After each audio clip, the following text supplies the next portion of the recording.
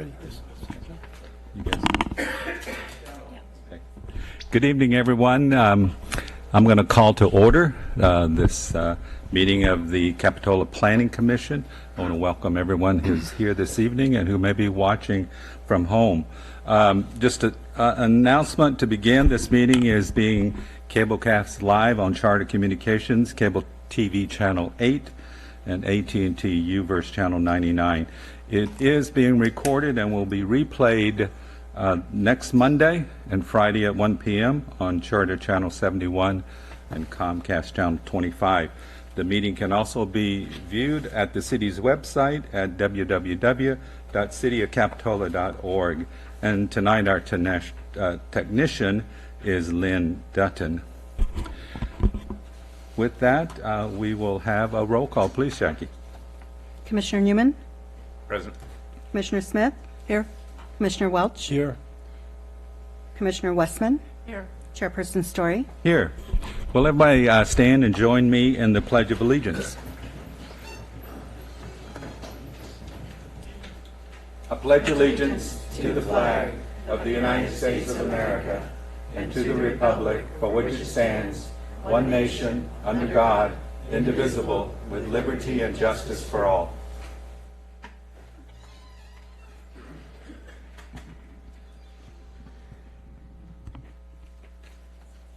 The next on our agenda is oral communications. First, we'll begin with additions and deletions to the agenda. Does staff have any requests for additions or deletions? We did receive 2 additional materials for item 5D for 4015 Capitola Road, a letter from the attorney as well as a letter from the architect. And those are available at the back of the room, and you each have one at your seat. They came in at around noon, and the second one came in at 5:30 p.m. this evening. Okay. Thank you. Any other commissioners, any additions or deletions to the agenda? Seeing none, we'll move on to public comments. This is an opportunity for members of the public to address the Planning Commission on items that are not on tonight's agenda. Is there anyone there who would like to speak on some of the items? So it looks like we're all here for an agenda item. So I'll close the public comments portion of the meeting, and we'll go on to commission comments. Commissioners, I'll start with my left. I am none. Just a reminder that this weekend is the car show that's put on by the Public Safety Foundation, so it'll be a lot of fun Saturday and Sunday. Thank you for that, Lyndon. Next, our staff comments. No comments. Okay. We'll move on to approval of the minutes. This is the Planning Commission regular meeting of April 5th, 2018, and item number 2, regular meeting of May 3rd, 2018. Maybe we'll deal with the April 5th first. Is there a motion to approve? I'll make a motion to approve them. Is there a second? I'll second. Does any member of the public wish to comment on that motion? Seeing none, all in favor? Aye. Any opposed? Sounds like the motion passes unanimously, Jackie. The next item is approving of the minutes of the regular meeting of May 3rd, 2018. Is there a motion to approve or any changes? I'll move to approve May 3rd. I'll second it. All right, motion and a second. Any member of the public wish to comment on those meeting minutes? Seeing none, all in favor? Aye. Any opposed? That motion passes unanimously, Jackie.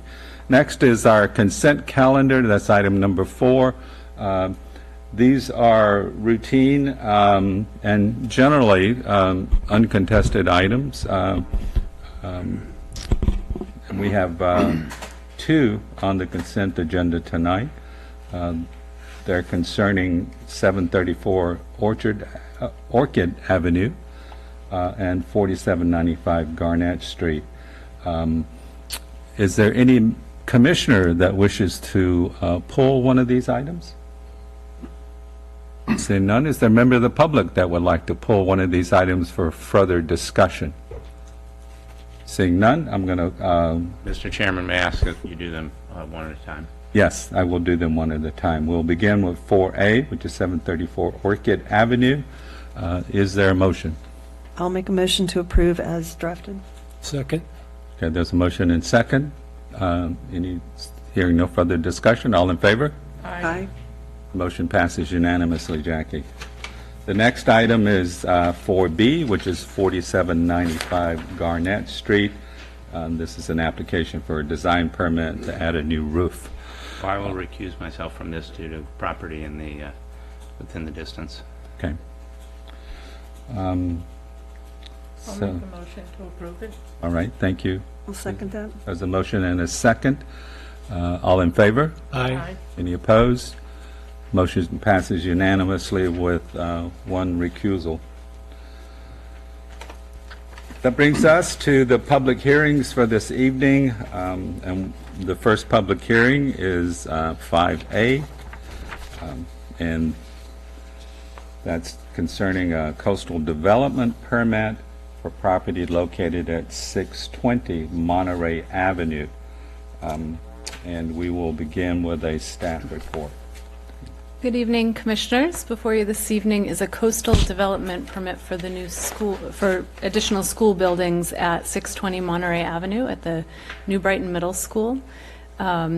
Schools are not reviewed by the city, they're reviewed at a state level, and therefore we don't have much criteria to review this evening other than whether or not it complies with the coastal development permit findings. So I'm going to give you a brief overview of the application and what's being taken away and what will be put into place, and then the applicant is here with a presentation to kind of go through the design and the big picture with you. So this is within the public facilities zone. And in this image, the red buildings, these are the ones on the top right are all modular buildings, and the center one is also a modular building that will be taken down. Everything outlined in red will be demolished within the application. And so again, and the red was to be taken down, and they're going to be installing at the very top, this building here will have classrooms. Then they're going to have a new building here that will have a wood shop and art studio, and introducing a locker space and also a gym room over to the right. So with the, having technical difficulties over here, touching buttons, not meaning to. So one thing we do look at within the review of a coastal development permit is parking. And the existing parking on the site is 148 spaces. With the new application, they've actually created 2 extra spaces, so it'll go up to 150. In reviewing the application, we found that there's no increase in the intensity of the use, because with the modulars being taken away and the new buildings coming in, there's actually a decrease of 1,268 square feet of classroom space. And due to the locker rooms are considered an ancillary use because you don't hold a classroom in there, and they're not increasing the occupancy of the site. So that was the one item of review, and I thought I would leave the design discussion with the applicant within their presentation. So with that, staff is recommending approval of the application for additional structures at New Brighton Middle School based on the findings and conditions of approval. Before we, are there any questions from commissioners on the staff report? No. I did have a question, Katie, about, and I know we don't have the usual jurisdiction over this project, but do we have the ability to attach some conditions or findings about the process of construction? Usually we, have some conditions to help mitigate the noise, the times of construction.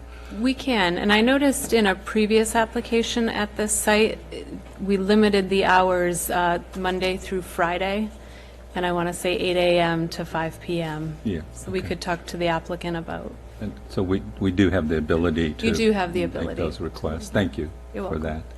that. And before I ask the applicant to come up, I guess in full disclosure, I have a daughter that's graduating from New Brighton Middle School tomorrow. And so, but since she's leaving and will not reap the benefits of this new construction, I don't feel that I have a conflict. But I did want to disclose, my relationship to this project. With that, I'll invite the applicant to come up and tell us more about it.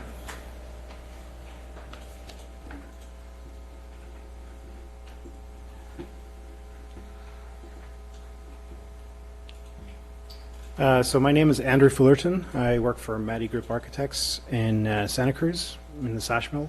We work for the district, and the impetus for this project is basically there was a measure passed in the November ballot 2016, Measure C, to remove old portables, run down classrooms, and prepare new classrooms for the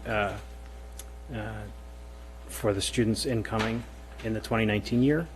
And that's what we are attempting to do.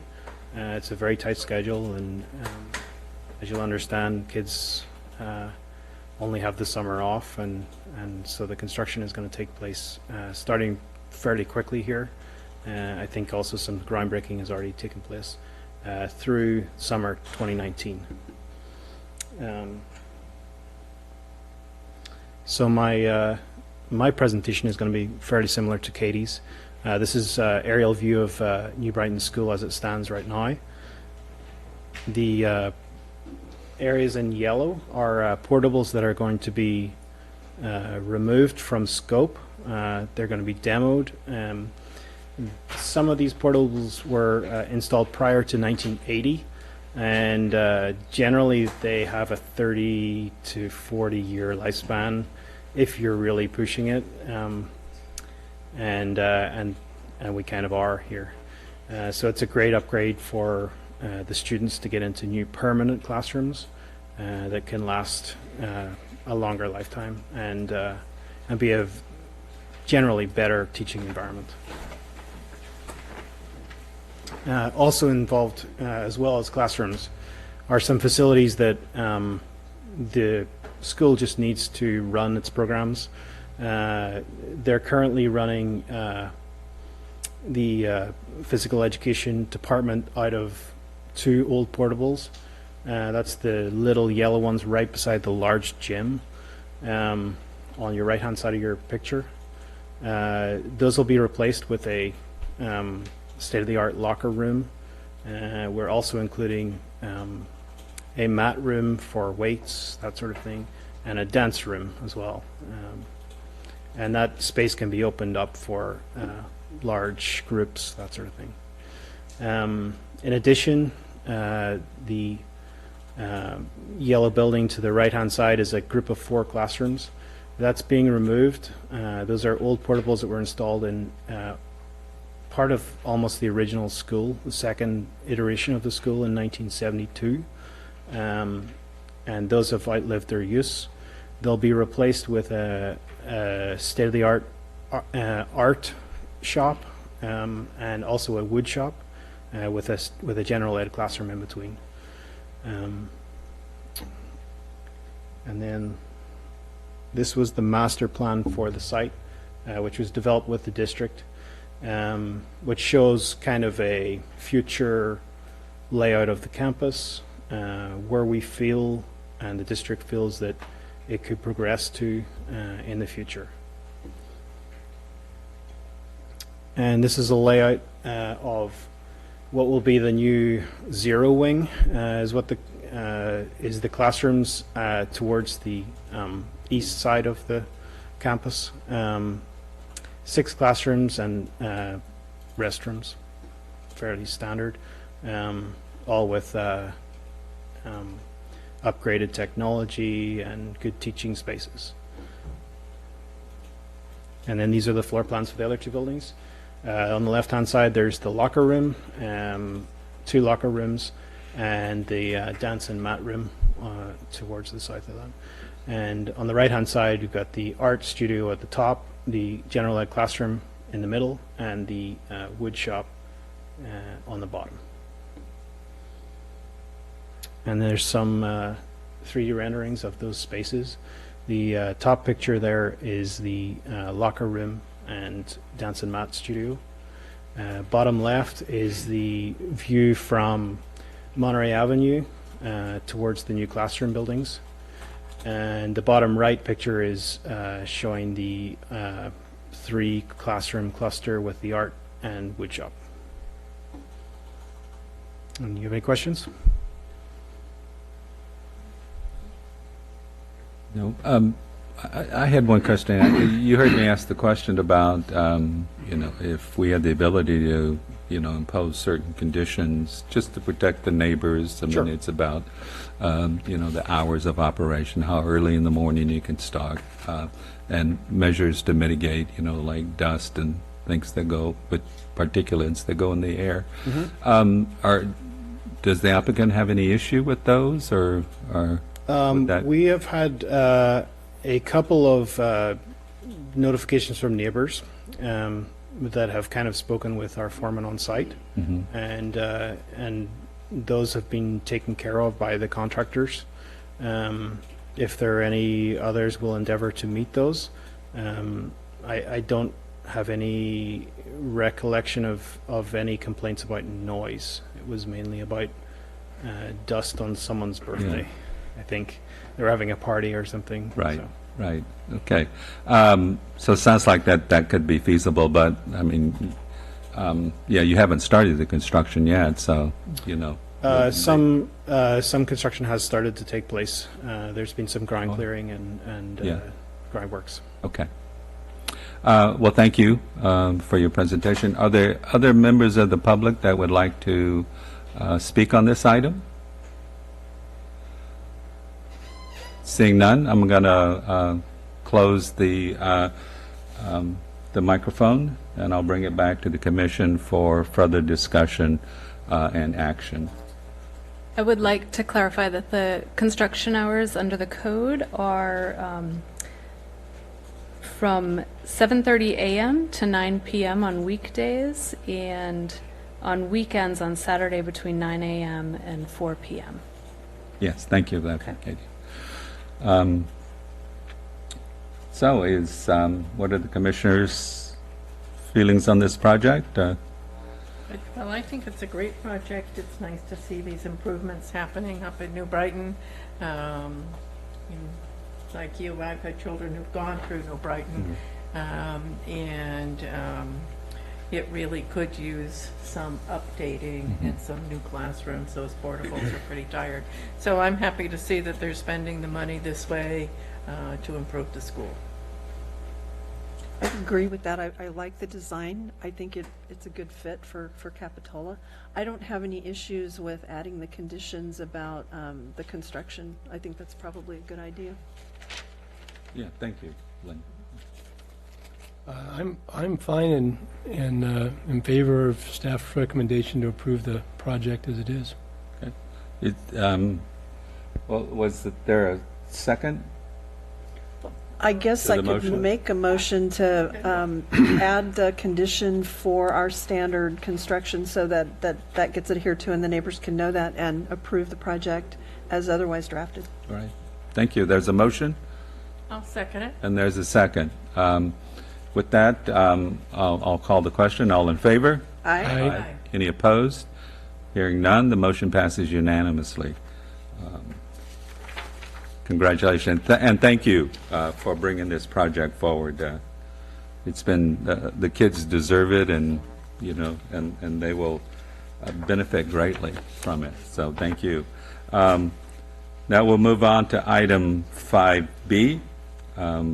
This is an application for an amendment to the master sign program at 103 and 105 Stockton Avenue. And we'll begin with a staff report. Thank you, Chairman Story. So tonight, the proposed amendment is to increase the maximum sign dimensions and allow an additional wall sign for the tenant at 105 Stockton Avenue. The property is located at the intersection of Stockton Avenue, Riverview Avenue, and the Esplanade at the western entrance to the Central Village Zoning District. A master sign program in general establishes the allowed materials, letter style, height, color, and illumination of signs for multi-tenant buildings in the city of Capitola. An MSP is approved by the Planning Commission with subsequent approvals administered by the Community Development Director or his or her designee for signs which comply with the program. In 2002, an MSP was approved for 103 and 105 Stockton Avenue. That's Armida and the space next door. That MSP allowed a wall sign located on the existing copper awnings in front of the business along Stockton Avenue, approximately 27 inches tall by 10 feet long, or 18.5 square feet, with capital letters being 18 inches tall. It also allowed a wall sign located on the existing copper awning on the side of the business along the Riverview path, approximately 24 inches tall by 8 feet long, or 13 square feet, with capital letters being 15 inches.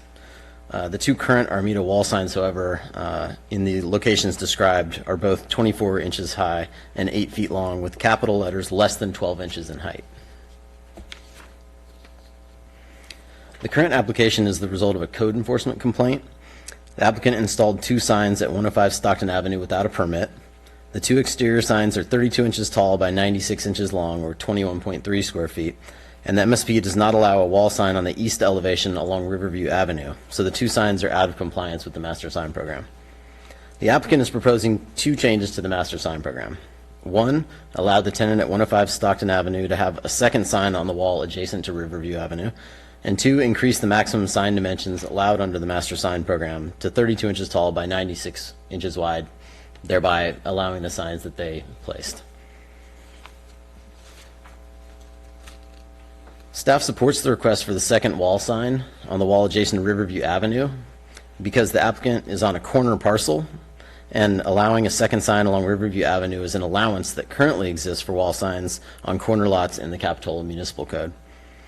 Under that code section, businesses which are located adjacent to two streets or on a corner shall be permitted one additional wall sign to face the second adjacent street if the business is not identified on a monument sign, as they are not identified here. So,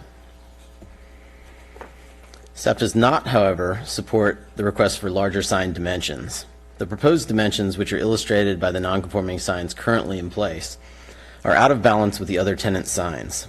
Under the Capitola Municipal Code, a central village sign should relate to the surroundings in terms of size, shape, color, texture, and lighting so that they are complementary to the overall design of the building and are not in visual competition with other conforming signs in the area.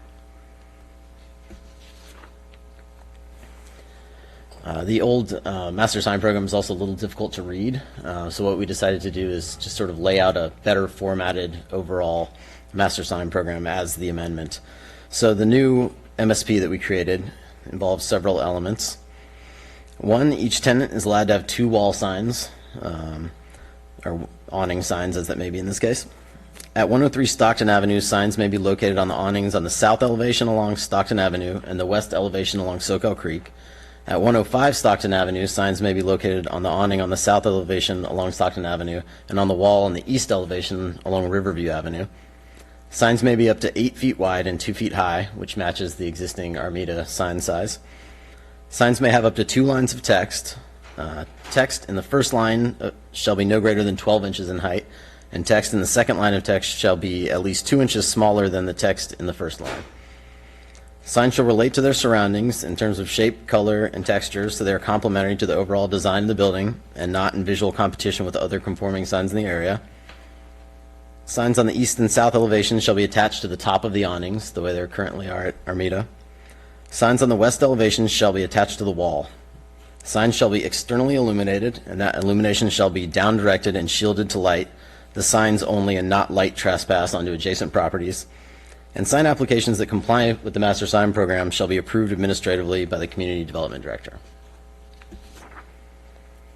So staff recommends that the Planning Commission approve the master sign program as updated by staff and require the applicant to decrease the size of the existing signs at 105 Stockton Avenue based on the conditions and findings for approval. Thank you. Are there questions from commissioners on staff report? Yes.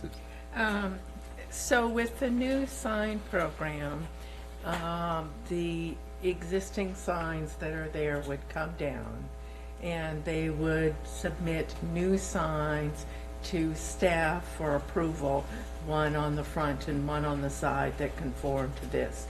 And staff will, as part of that process, look at the colors of the signs so that they fit with the building rather than the sort of stark white that's there right now, which in my opinion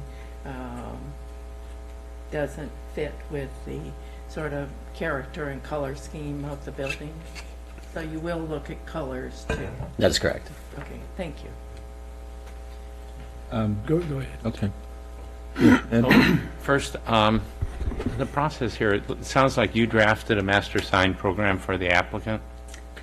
This is based on the existing master sign program with this language cleanup. Okay. And they have bought into your new version of their master sign program, or? That's not what they requested, because they were requesting dimensions that matched what they have currently in place that So does this not conform. sounds a little odd to me that the applicant proposes a master sign program and we prepare our own master sign program for them, but I don't know, I'll see what other people think of that. The other question I had was, what about the vertical winery signs on the Armida side of the building? Those would be non-conforming signs. We have not received any code enforcement complaints about those, and that's generally our catalyst to take action, so. Well, I mean, if we're going to approve a new master sign program when there are violations existing, that doesn't sit well with me. Right, it would seem like both businesses would have to conform to the new sign program.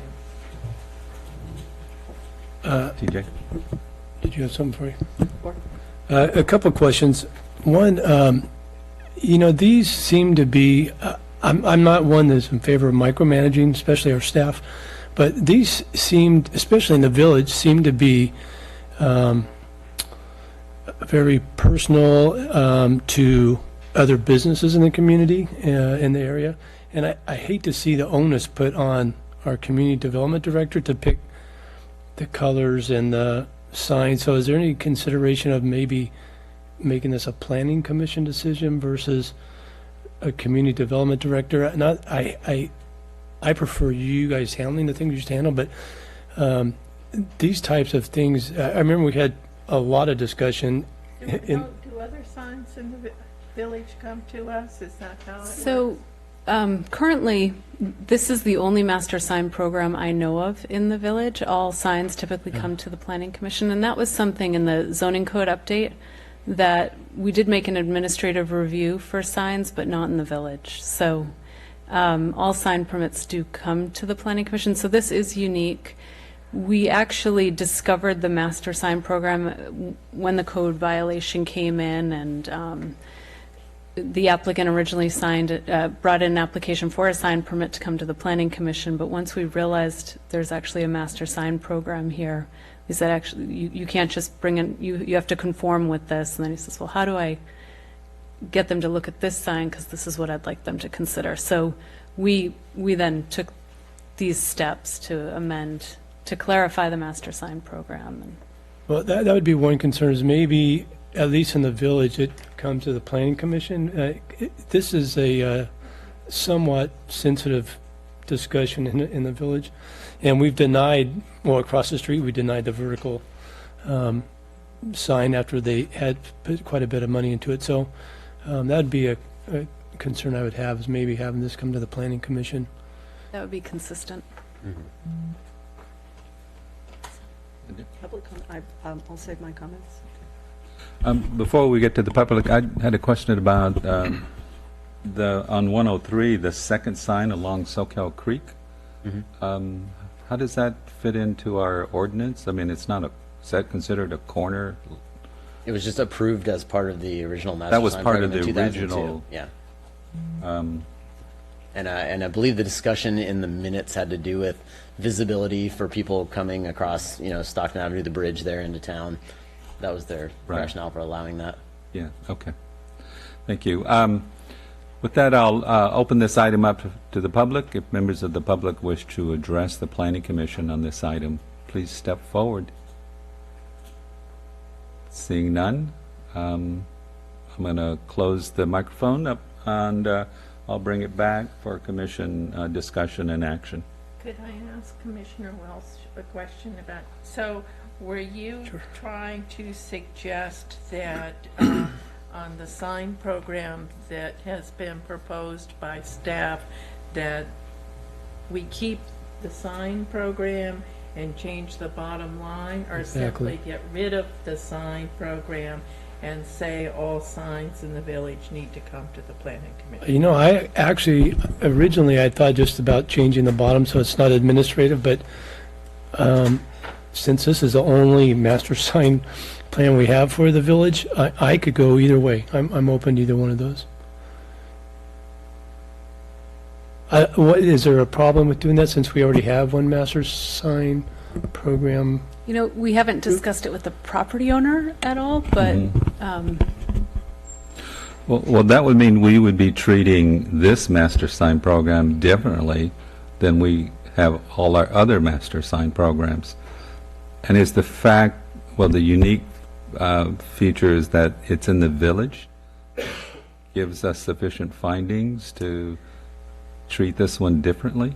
so I can bring up Kings Plaza as an example. Under the Kings Plaza Master Sign Program, there was an administrative review of most of the signs, but the larger signs within the Kings Plaza are required to come to Planning Commission. So we have set a precedence before of, you know, of coming to Planning Commission for certain signs. If you like the setup of it having a balance between the two, where they both have those front awnings, maybe keeping the master sign program as appropriate so that people know what to bring to the Planning Commission. But otherwise, if that's not a preference, you could, Well, maybe just to just- move this along, unless anyone has a real disagreement, maybe we just keep this master sign program, change the wording in the bottom that it's not administrative, that it comes back for review to the Planning Commission, and then we'll be wise in the future on how we do it. If we do that, where does that leave the signs that they have today? Because I sort of agree with Commissioner Westman's comment that these signs, the white background really jumps out at me and says it's not consistent and it doesn't look good. If we approve the master sign program, it has to come to Planning Commission for approval, then where does that leave them with a sign today? I don't believe the applicant is here, but I would suggest possibly continuing this to the next meeting so that they could bring forth a design that possibly could be approved by the Planning Commission. If- I'm totally uncomfortable with what's going on here, quite honestly. We've got, I'm not even sure what the application's for, but we've got the staff designing a master sign program for an applicant who's not present, didn't show up at the hearing. And what I remember reading is they were saying that their signs they thought were similar to Armita's, and they think they're maybe seeking permission to have their signs. There are other issues of non-conforming signs. I think we should continue this and try and restore some order to the application. Yeah, and maybe a formal way of doing that is just, maybe I need some clarification, but is to send this back to the building owner on exactly what we're looking for as far as some discussion on the sign review, and that it needs to come back to the Planning Commission with some understanding. In general, I don't think the idea of a master sign program in the central village, right in the, is really, given all the issues we've had about signs, is really a It's good I don't idea. think it's a good idea either. So we should continue it and But is there some way to communicate back to the applicant that the size increase that they're asking for is not being approved? I think for me, I would communicate to the applicant that their signs need to be similar to the two existing signs on Armamita Winery, and that they don't need to be the exact same color, but they need to be something that's, you know, consistent and fits with the building. And, you know, staff could communicate that with them. I agree. And then continue it for a clarified application? We'll continue it till, give everybody an opportunity to chat. And if we do continue it, what's the status of the current signs? We allowed them to keep them up through this meeting, so I guess we could allow them to keep them up through the next one or not, depending on what you. I don't have a problem keeping them up for, that's their business. It's Okay. only 4 weeks away, and Okay, they as need long to as, have some signage. right, to the next meeting then. So do we have a motion to continue this item? I will so move. I'll second it. There's a motion, and some staff took notes that they can be passed on to the applicant. With that, I'll call the question. All in favor? Aye. Aye. Any opposed? Motion passes unanimously. Okay, thank you. Before you tonight, we have the retail cannabis establishment ordinance. I'll let Chairperson Story, actually, sorry.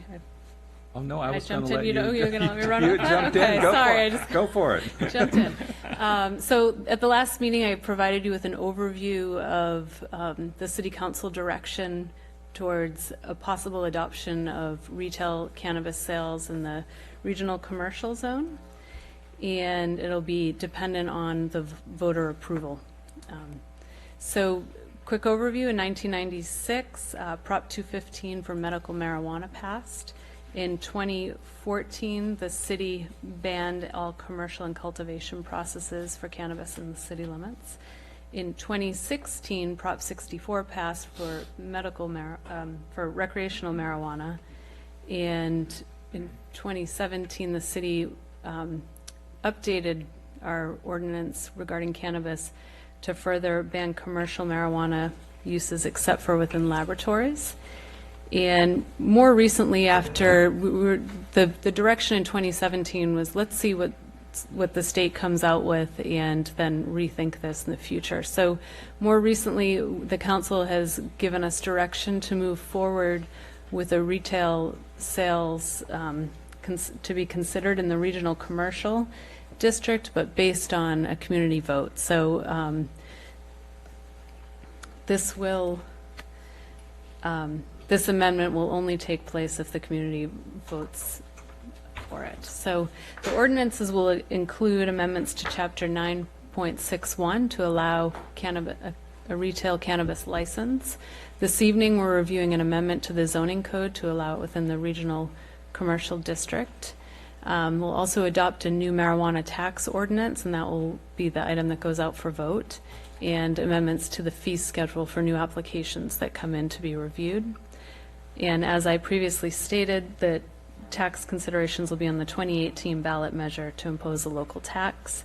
This, because it will be on the ballot measure, we're under a tight deadline in getting this completed, so all items have to be in by August. So here we are on June 7th, and tonight is our night to consider the draft ordinance for allowing cannabis within the regional commercial.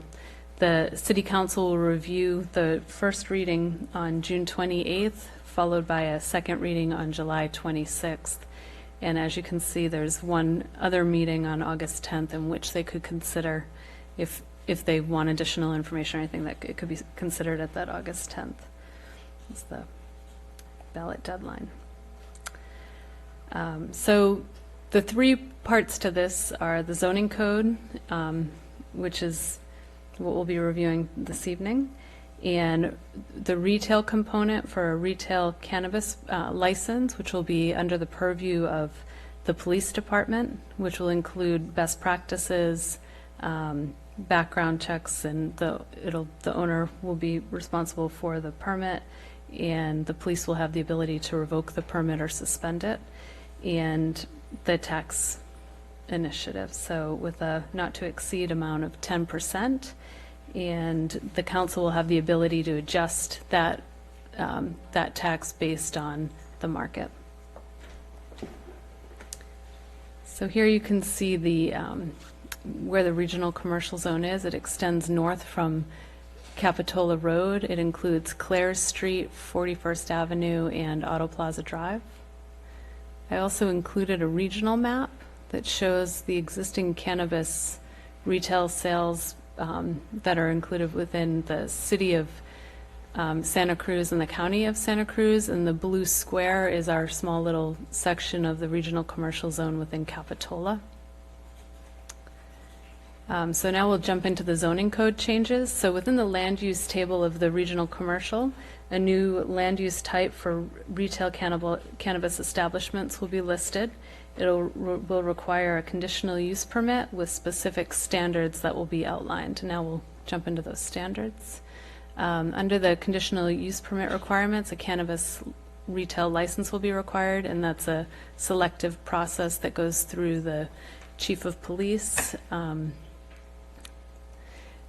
Next, within the zoning regulations there's a required distance from schools and churches. Under the state regulations, there's a minimum 600 feet buffer required. Under our draft ordinance, we increased that to 1,000 feet of a 1,000-foot path of travel between schools, churches, and the use.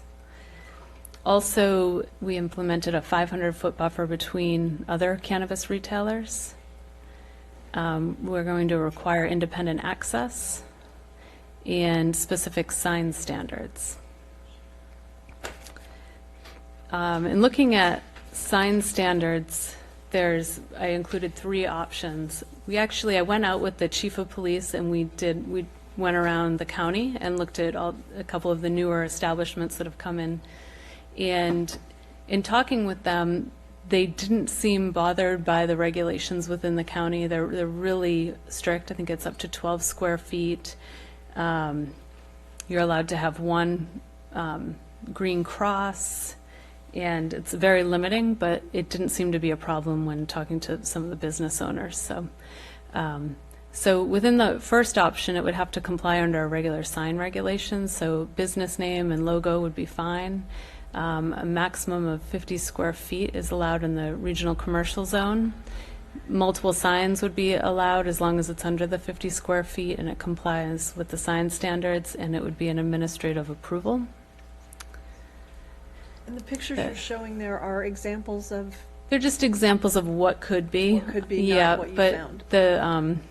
There really isn't much really large signage to show you from other neighboring jurisdictions. So what could be?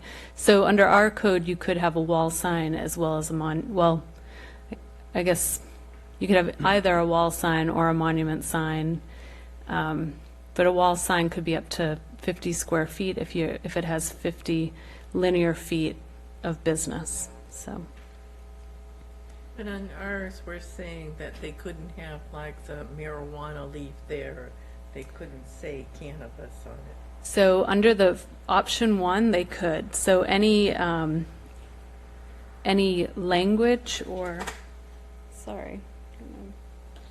any language or images could reference cannabis under option 1.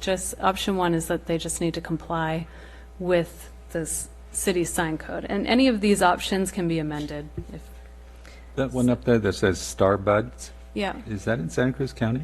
No, I just okay. found this on the internet. Oh. So, yeah. Option 2 is actually located at the end of 41st on SoCal, and it's called Treehouse.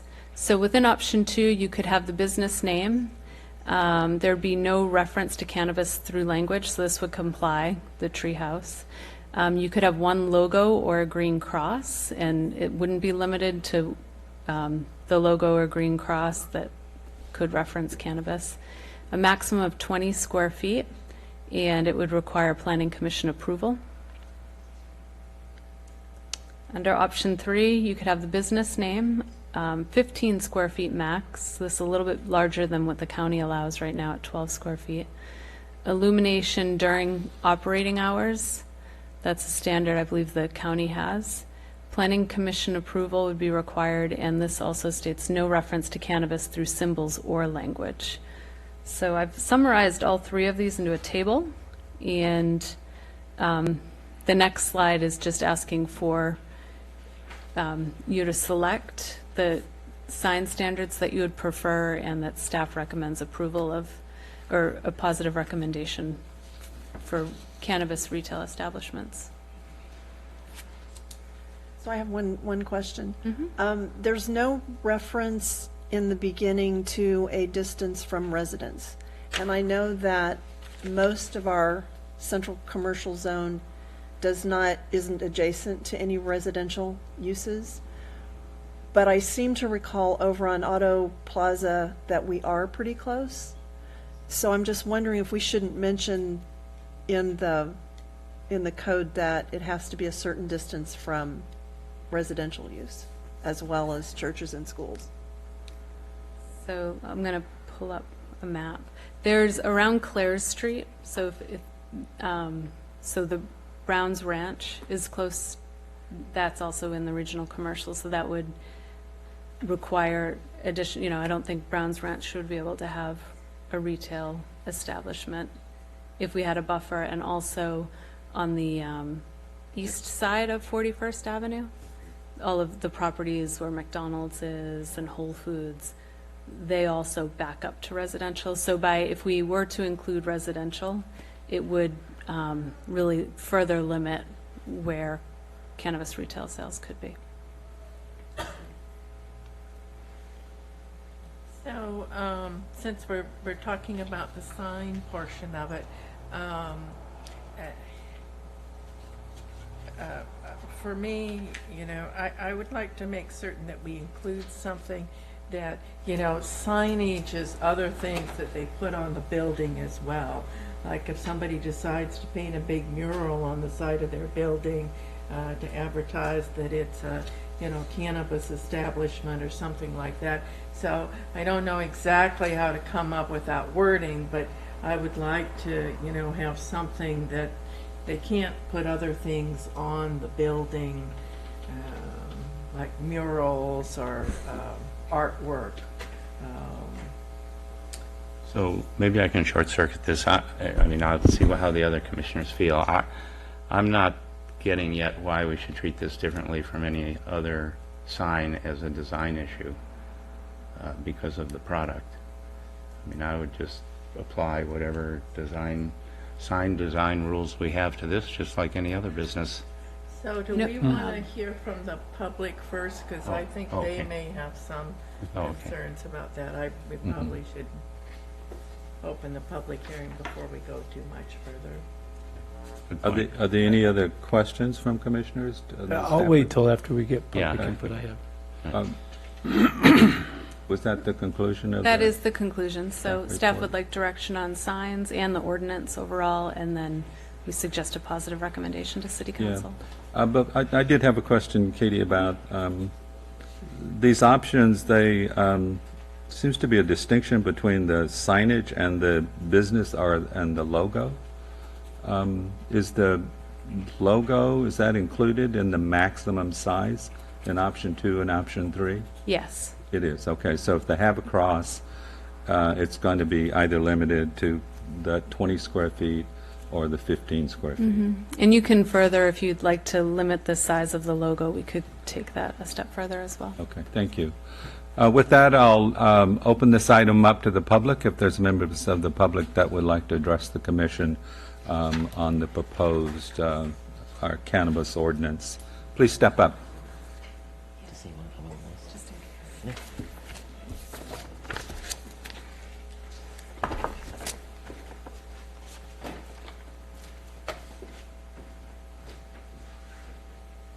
Hi, good evening. My name is Jenna Shankman. I'm a member of Community Prevention Partners, which is a county-wide multi-sector substance use disorder prevention coalition. One of my colleagues was here last time, and we on this issue are thinking about norms and just impact on youth, and that is why, as it mentions in the report, other jurisdictions have looked at treating some of the signs differently, and upon looking at the different options, it seems that number 3 is most in alignment in terms of limiting to only the one exterior sign, not having any reference for symbols or language to cannabis, which we found to be really important in terms of decreasing youth use, and that sign shall not be directly illuminated except during operating hours, and to keep it at the 15 square feet, which is the same as Watsonville, but larger than unincorporated county. However, I do know that in other jurisdictions, they also do allow, as you saw in the images, a logo, as long as it is within certain size constraints. So that seems reasonable, as long as the logo doesn't have that reference to a cannabis image. So just thinking about these sign restrictions to help limit kind of the proliferation and prominence that of these images, which just like other types of advertising can increase the age, decrease the age the young person starts to use cannabis, or their perception of harm in just terms of normalizing it. So we do feel that having some of these restrictions can just help set that tone. So thank you. All right, thank you. Anyone else? Please step up.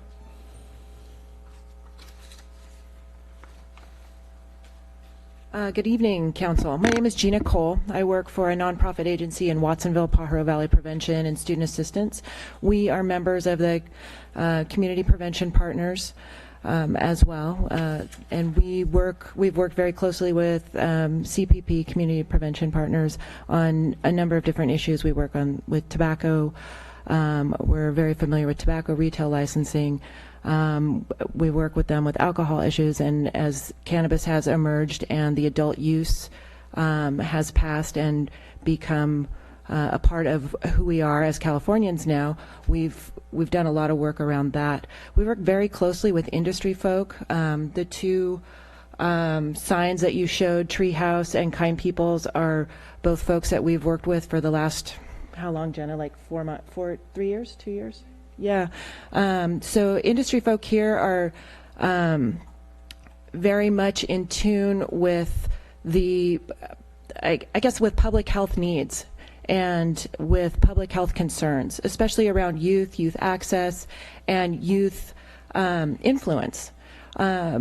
We do a prevention program, and part of our work at PVPSA is prevention work in the schools, in the Pajaro Valley Unified School District. And we hear all the time, especially in January, the kids were like, "Dude, it's illegal now," and we're like, "Dude, 21." So there are a lot of myths and misconceptions, especially with youth, that they could walk right into a dispensary, they could walk right into a shop and get what they need, not realizing that they must be 21. Youth are very, very influenced by what they see. And I want to just point out, and I was meant to run by the office, I've got this collection of Good Times newspapers from about the last, about 6 months.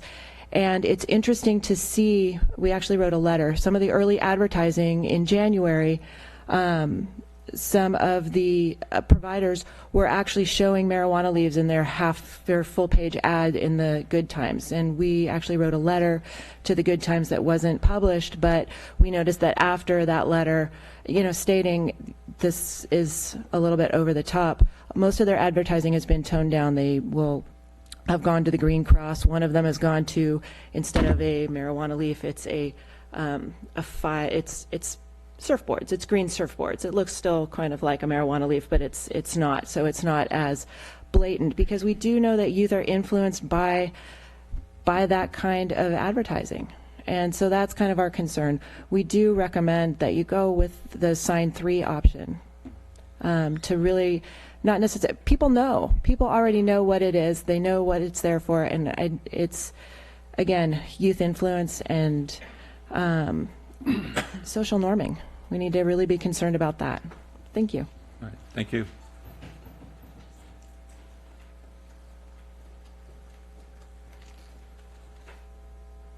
Good evening, Commissioners. My name is Andrea Solano. I'm the Project Director for the Tobacco Education Program at the Health Department. I'm here with a couple of colleagues in tobacco prevention. We work very closely with community prevention partners to ensure consistency on some of the policy work that we're doing.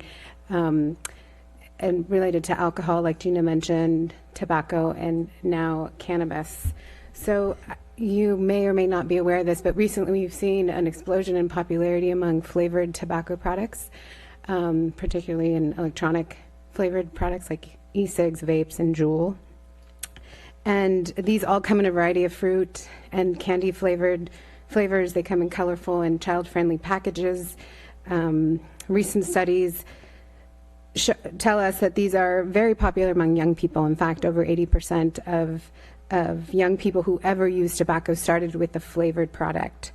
So public health officials and policymakers across the state are working really hard to reduce youth exposure to these products through sales and advertising restrictions. Just this past Tuesday in San Francisco, you may be aware, they passed a complete ban on the sale of flavored products. It's the strictest ban in the nation. So, and the reason for that is because research tells us that advertising, signage, the exposure that we have in marketing has an impact on our choices, our consumer choices. And exposure to tobacco marketing in stores is proven to increase tobacco experimentation among youth and their use, overall use. And it's more, in fact, it's more powerful than peer pressure and even family smoking rates. So I just wanted to share some of that information, what we know in tobacco and how we've shaped some of the tobacco policies and what's been effective in decreasing youth rates with traditional cigarette products, and now what we're doing with the new electronic products. And so we thank you for carefully considering the development of this policy and taking in consideration how this may impact youth use. Thank you. Right. Thank you. Is there anyone else that would like to speak to the commission on this item? Seeing none, I'm going to close the microphone and I'll bring the matter back to the commission for discussion and action. I express my opinion a little May- bit. Right. Maybe I'll jump in. I'll jump in here first. First, thank you very much for coming and sharing your knowledge and insight from the areas you work, and I think it's something we have to consider. I mean, I was born in Santa Cruz. I was raised in Mayberry RFD, but I'm not that naive, really. But I'm not a big proponent of this whole concept. I understand that I'm not a city council member either, and it's their choice. But I think when we look at what we are here to discuss, this area of zoning, I don't see how it even fits in there. If you look at, we're going to discuss the Capitola Mall tonight. We've had long plans with our general plan about the Capitola Mall area, this commercial, regional commercial area, about having housing around it. I talked with residents who live behind the Trader Joe's area, not happy about this, didn't know about it, not happy about these products being sold in their neighborhood. They already have a huge impact of people as a thoroughfare going from that west side into the mall area, homeless, other people walking through, foot traffic. They think that will be a large impact. If you look on the east side of 41st Avenue, you have the mobile home park and other homes back there behind the auto retail. Personally, I don't see how it fits in, but I've done a little bit of research on this. One, we have, for those who prefer to use this material, Katie put up a screen with a number of areas already where it's available for people to purchase. We're 1.7 square miles. I don't know that if we need to put 1, 2, 3, or 4 in the city of Capitola myself.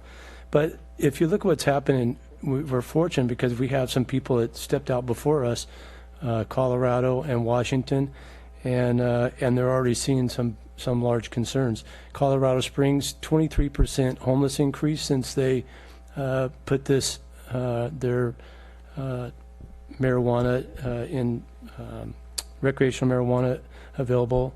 One thing that the sheriff has noticed in both Washington and Colorado is they can't keep up with the black market supply of this. And so with the tax that the cities are putting on it, it actually has forced or made the black market even a larger area of concern because they don't have to pay the taxes and stuff. So I talked with our police chief. He shared the concerns of what's happening in Colorado and Washington. biggest concern for our chief and for me, and I think for these ladies coming here tonight, is our youth. And, you know, it's interesting. I spent my career in public safety. And by the way, the Green Cross has been hijacked because that was a National Safety Council that I grew up with. So they hijacked the Green Cross. But I had 3 medical marijuana dispensaries in my district. I've been to stabbings, shootings, not on, you know, basis, maybe a couple times a year, on a routine basis. Had the family of one of the dispensaries kidnapped and held ransom. For me, I don't think the zoning should be in Capitola, and I'm not in favor of it, but I know I'm the minority probably, so if it comes down to it, I think for me, the only thing I could live with is option 3. All right, thank you, TJ. So I have a question for this. So it's my understanding that if we don't adopt some kind of ordinance like this, then there's really no prohibition to someone coming and opening up a, you know, retail marijuana store in the regional commercial shopping center. Anyway, Right now it is prohibited. So, but that's because of a moratorium that we have. no, in our chapter 9.61, retail sales are prohibited in Capitola. So the steps we're taking here would be to allow retail sales within chapter 9.61 and amend the zoning code, none of which would take effect unless it was voted in by the Capitola voters. So right now it is ultimately, prohibited. It's going to be the voters that will have a chance to give it a thumbs up or thumbs down in Capitola. So when this goes to city council, it will come with the retail sales ordinance, which has all the standards for how many would be allowed within the regional commercial, for the retail. So for the license that will be approved by the chief of police, that's an amendment to chapter 9.61. Under the zoning purview is just the regional commercial. So tonight we would talk about where they could be located within the regional commercial and appropriate signs. But when it gets to city council, they'll be looking at the license and what is required for a retail retail cannabis license. And that will have all the more strict regulations of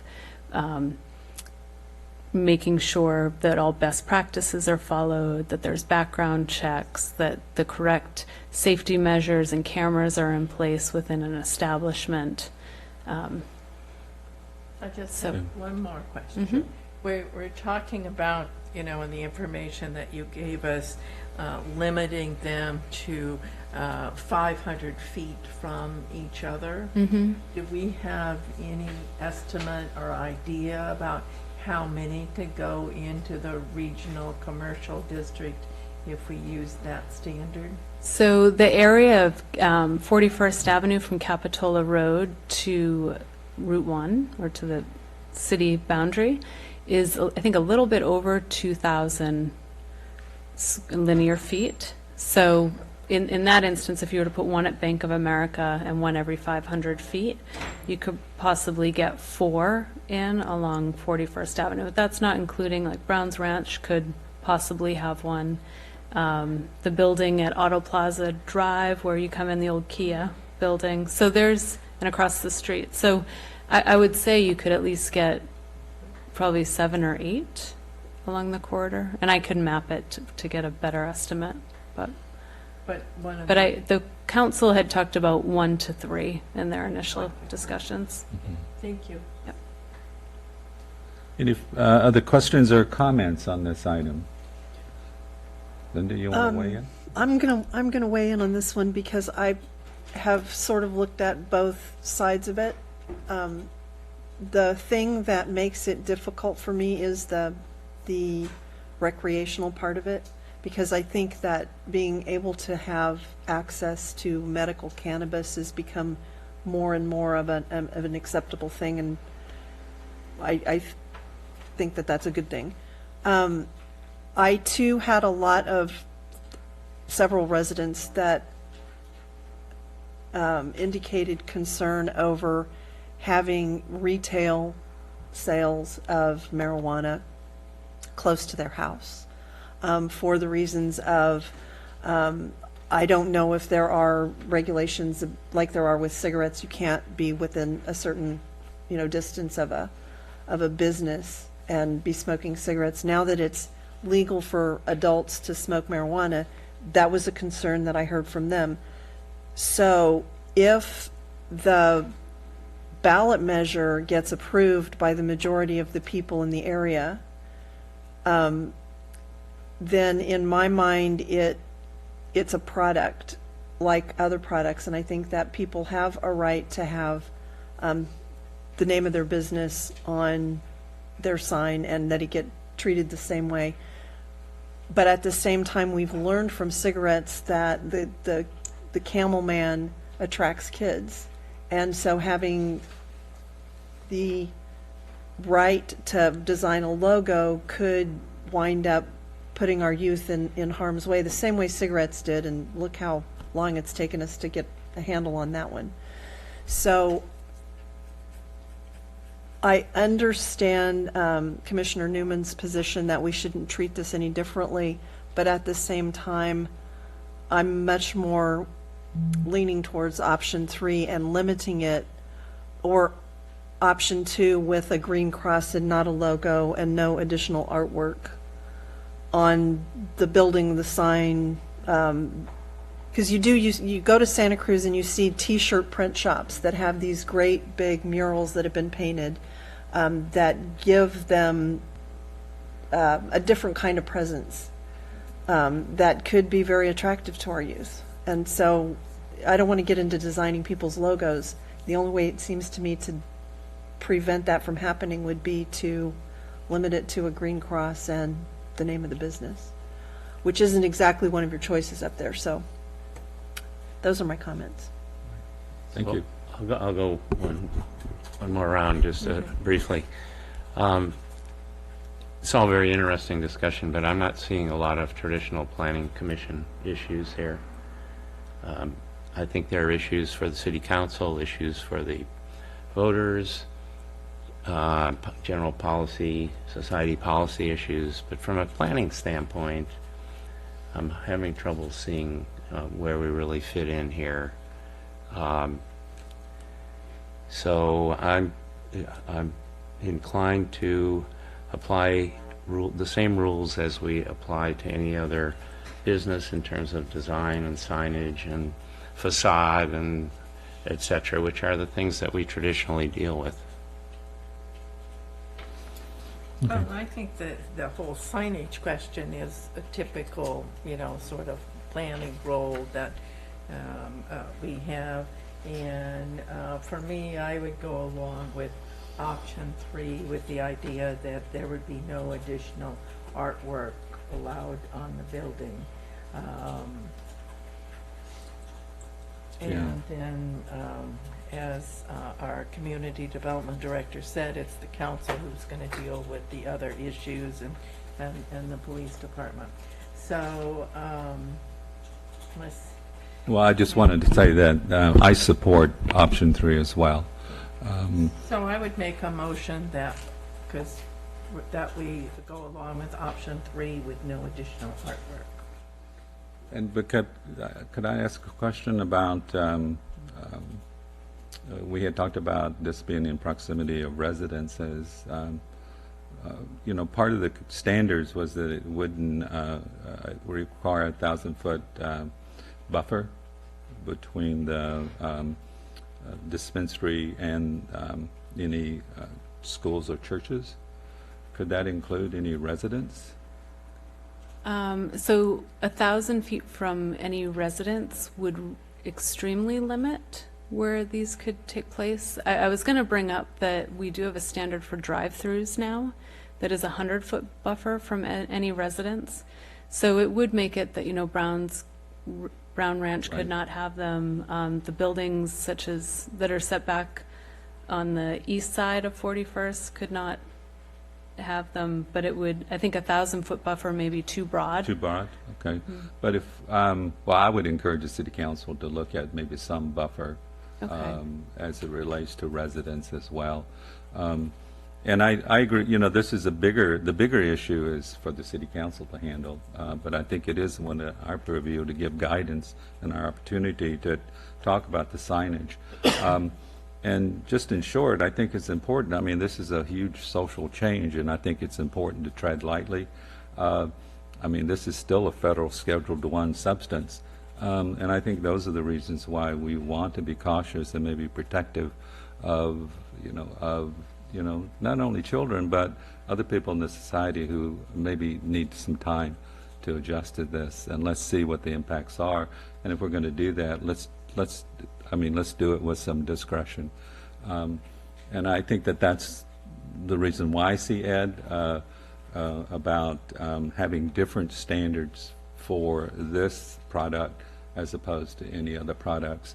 And who knows, over time, maybe all the issues will be worked out and we can be more free about it. But yes. Before we go forward with the motion, can I ask the motion maker one, just possible for a friendly amendment? The green cross is a standardized symbol that's going to be coming more and more. Capitola is an international destination. So one of the things that I've learned in my travels is when you're looking for someplace, having that simple symbol may help people identify locations. So I'm just asking if option 3 with the addition of a green cross would meet with your... That would be fine with me. Then I could second the motion that you made with that Okay. And friendly amendment. And does the motion include having the buffer, at least 100-foot buffer for residents? So I'd like clarity if you'd like to encourage that, if you'd like me to bring the message that you'd like it encouraged, or would you like a 100-foot buffer? I thought that we wanted to send a message to the council that we thought they should Right, yes, encourage yeah. having a 100-foot buffer for Mexico. Okay. So option 3 plus the green cross, I could second that motion. Okay. Any other discussion on the motion? There's a motion and a second. So why don't we have a roll call vote?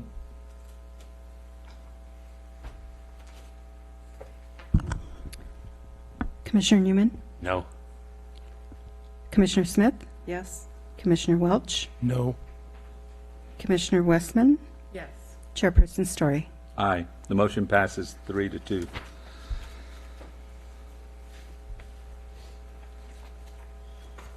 Next, that'll bring us to item 5D.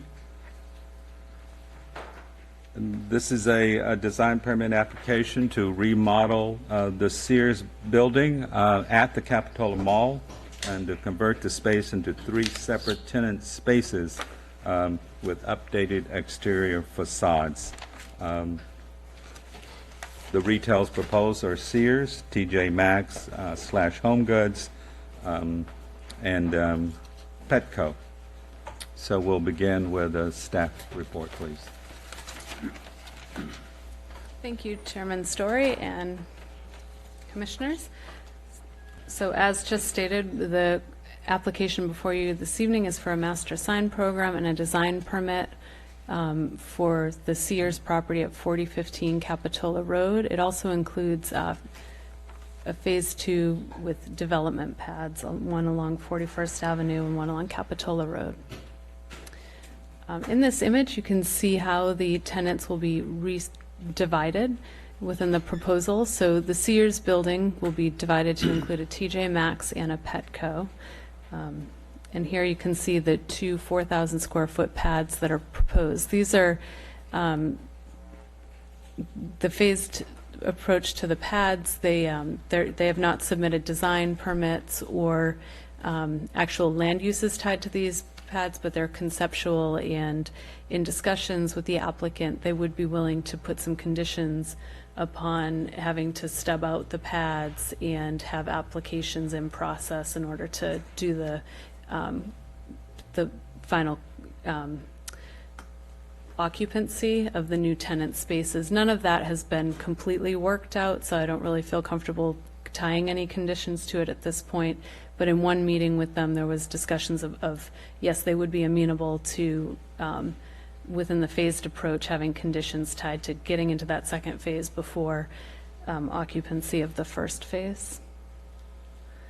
So a timeline was in the staff report. I'm not going to go through every step of the timeline for you, but the important items are back in December of 2016, the Planning Commission did do a conceptual review of this application, in which you gave them a lot of feedback of how you would like to see the plan revised for the future. One of the major changes that did come in is the original conceptual review did not include improving the Sears site, the Sears building itself, and now they've put together facade finishes on the exterior of Sears.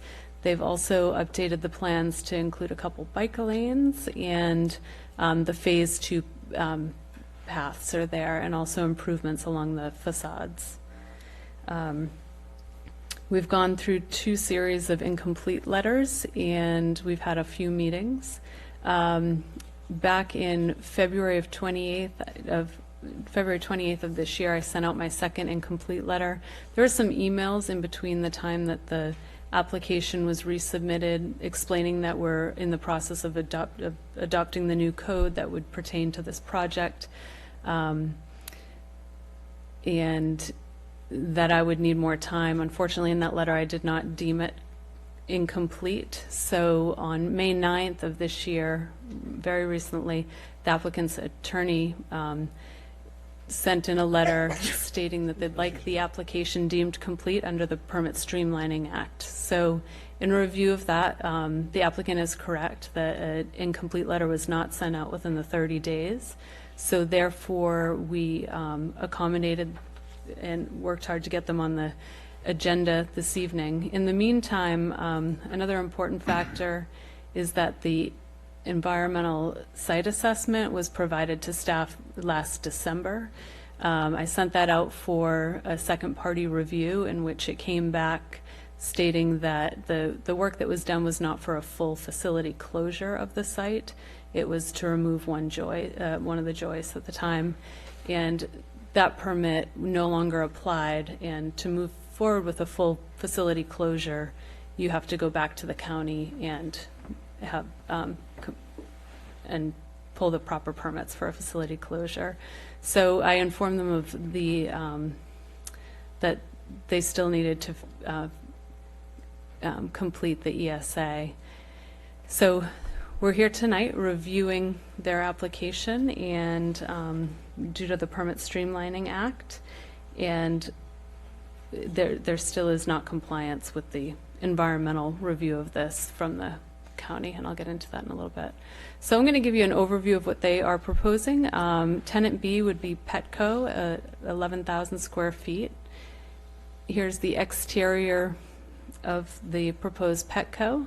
You can see that elements of the existing mall are kept within this proposal, so the brick veneer on the corner stays, and some of the stucco as it extends towards the TJ Maxx. New elements are the entryway, for the large entryway for the arrival at Petco. Also new brick veneer along the base, and they've added some benches and also a plant trellis, I believe. It looks like a living wall. The details of that were not specifically called out in the plans, but as you can see, the greenery on the wall, I believe, is a trellis structure. This is a two-dimensional or three-dimensional image of the Petco, so you can see how the new entryway projects off the building, and the signage extends above the existing top of wall. The next is the TJ Maxx Home Goods. This is much larger in size at 40,000 square feet. Again, a large sense of arrival with the new entryway, They're utilizing wood siding as finishes and stucco on the main entryway. Again, elements of the existing building will stay. The existing stucco will be repainted. They're carrying the brick veneer, the new brick veneer accent across the building on this facade. And again, the plant trellis idea, some new benches. They're going to tear out the existing planters and build new planters. And then to the right of this will be the new Sears. So, and here's a 3D image of TJ Maxx Home Goods. So again, this entryway is about double the size of the Petco entryway. So Sears will remain on the east side of the building. And as you can see, one thing I meant to point out before is that the new tenants A and B, will not be connected to the mall. There'll be no entryway to go from those new establishments to connect into the mall. Here you can see the mall connection and how you could get through the Sears to the mall. The Sears update, the new facades it's more of a contemporary look and a nice improvement here with stucco being repainted, but introducing repetitive elements such as the brick veneer, the wood siding, metal louvers, and just different accents that are repeated and make a nice contemporary finish to the whole exterior. Again, the existing planters will be ripped out and replaced in certain areas, and benches are incorporated in some of the planters. And this is the facade facing 41st Avenue. Within the application, there was a master sign program. The master sign program, under our new code, signs are limited to 50 square feet plus a 25% allowance by the Planning Commission. Of course, within a master sign program, you are allowed to go beyond those standards, so that's what this application is for, is to be able to go beyond those standards. The proposed master sign program for Sears includes a 180 square foot east sign on the east side and 251 square feet on the south. TJ Maxx's sign is 200 square feet, and the Petco is at 75 square feet. So those exceptions would be requested within their master sign program. If the Planning Commission were to approve the signs under the master sign program, I would request that, I would suggest that, similar to the previous application we looked at tonight, that it not be an administrative review. If a new sign were to come in at this size, they should definitely always have the Planning Commission review, and that's consistent with what occurred at Kings Plaza, is that the larger signs for the big box tenants would be reviewed by the Planning Commission. So first, we'll look at sustainability. Within a design permit, this application is reviewed under the new code. And within a design permit, there's different criteria, A through S. I'm only bringing up those criteria that we have found the application not to be in compliance with, rather than go through every item, every criteria. So within sustainability, as I mentioned, the applicant had previously pulled permits to remove a joist within the Sears location. That was under a 2014 and 2016 environmental site analysis. The county acts as a contractor to the city. Within our municipal code, they are given the responsibilities of doing our environmental review for this type of work, for a facility closure. The county did not receive a permit for a facility closure at Sears. When I spoke with the county, their understanding was that the new tenant may or may not be in automotive use in the future. So therefore, the permit that they issued to remove the one joist was, or hoist, sorry, was specifically under the assumption that this site could be utilized as an automotive site in the future. So once I had the third-party review done, and then in talking with the county again, they said they would have to come back in for a full facility closure permit, knowing that they want this site to change to retail use. As of yesterday, it's my understanding that the county had not heard from the applicant. So at this point, it's my understanding, unless they met with them today, that no action had been taken on cleaning up the current outstanding issue with a facility closure permit. And in order for us, when giving out the, when going through the steps, prior to going through CEQA, we need the ESAs to be complete, the environmental site assessments, to understand what type of impacts are on the site and whether or not we could do a negative deck for this project, a mitigated negative deck, or an exception. So that part, the CEQA review, has been on hold until the full ESA site assessments are completed. So without that, I was not able to move forward with CEQA review. Drainage is another item that is not yet in compliance with under the current proposal. So within the municipal code section 3.16, the city is required, excuse me for one moment. The city is required to make sure that all projects for development are in compliance with stormwater regulations of the state. So in doing the review, stormwater was sent out to a third party, and with the information provided, the third party was not able to make findings that stormwater is in compliance with the local municipal code section 13.16, which ties back to the state regulations. So those two items are technical requirements. So within planning review, there are quantitative technical requirements and qualitative. Just want to highlight to you for staff at this point with these two quantitative technical requirements, we could not write up findings in support of approval of this project due to outstanding environmental issues. So moving forward, we'll go into more of the qualitative. So under design permit criteria for, one is for pedestrian environment, and that the primary entrances should be oriented towards and visible to the street and supportive of an active realm and an inviting pedestrian environment. This standard, when looking at a mall, there's the pedestrian environment also, a mall isn't, each property within a mall isn't just a property that stands alone and has no connection to the neighboring buildings. One of the main functions of a mall is that you can move from a tenant space into the mall, and it has a relationship in which pedestrians can move through to the other properties. Within this application, the two new tenant space lack any internal connectivity to the Sears and to the further to the mall. Under the design permit criteria, there's 4 applicable standards, one for architectural style, one for articulation and visual interest, materials, and signs. Since the application has come back in, the articulation and visual interest, they've done a lot of work there in terms of making the buildings more interesting, adding those living walls. The materials on the Sears building are well coordinated.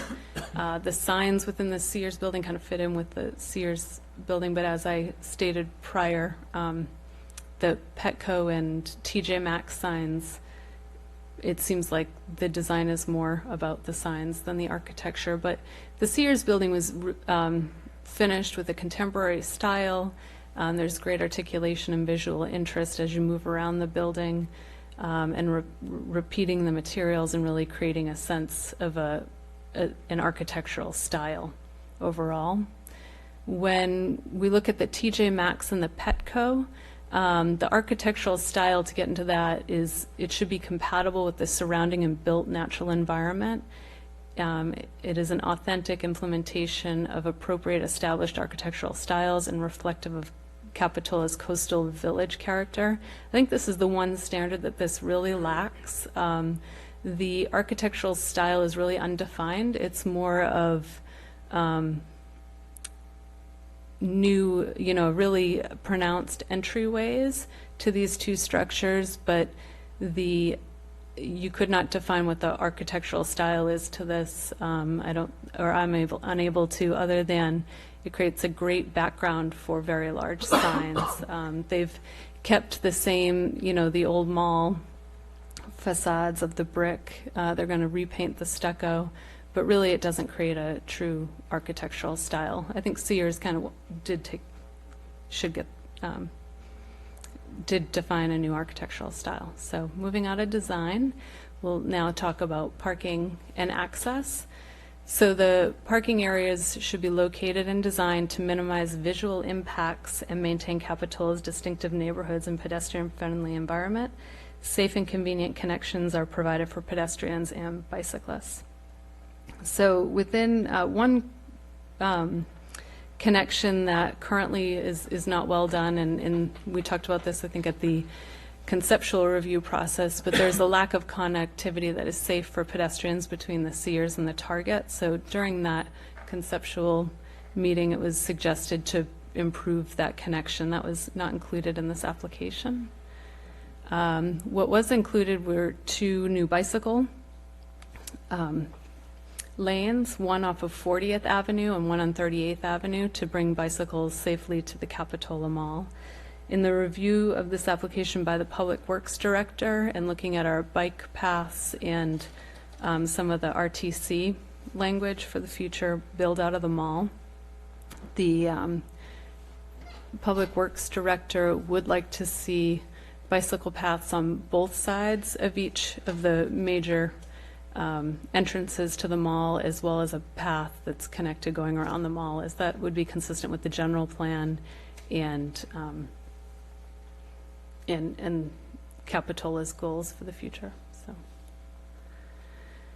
open space and public places within non-residential development to provide semi-public outdoor spaces such as plazas and courtyards, which help support pedestrian activity within an active and engaging public realm. And then we also have a land use policy tied to the general plan, just talking about creating great place and through your open spaces and public places. So what the applicant has done here, this is the facade along Petco. On the top, you can see the image of the facade, and below it is actually the improvements along the sidewalk. So the light green area is the areas of new planters. You can see there are 3 new benches proposed along this facade, and an image of the wooden benches are on the bottom right. And the new the sidewalks will be improved with colored concrete and pavers. This is as you move closer to Sears to the east. So again, colored concrete and pavers are proposed, pavers of the entryways. New planters, the existing planter where the corner tucks in is going to be replaced with a new planter. And this is the front of the Sears building facing 41st Avenue. So again, new planters, pavers, and colored concrete along the sidewalk. So with that, I've gone through the design elements of this and the design standards. We've talked about the technical standards of this permit. Also, during the review back with the conceptual review, and I included it in the staff report, there are many references to the Capitola Mall within the general plan, and really it focuses on making a place that an experience for people in the future through placemaking and the public realm. So in approving a design permit, there's a requirement that you make findings that a design permit is in line with all the criteria of the design permit, as well as the municipal code, which we've got technical violations with with environmental health and with stormwater, and making findings that it's also in compliance with the general plan. So staff is recommending that the Planning Commission deny the design permit application and the master sign program based on the fact that we cannot make findings for the design permit criteria and the technicalities that it's not in compliance with the environmental health chapter 2.20, and it is also not in compliance with our stormwater regulations contained in chapter 1316. So Thank you, and with that, that concludes my presentation. Thank you, Katie. Are there questions from commissioners on the staff report? I have one quick question. Yeah. I went back and I looked at the concept review that we did, and one of the points that you brought up then was the width of the sidewalk and how it was a nice wide pathway.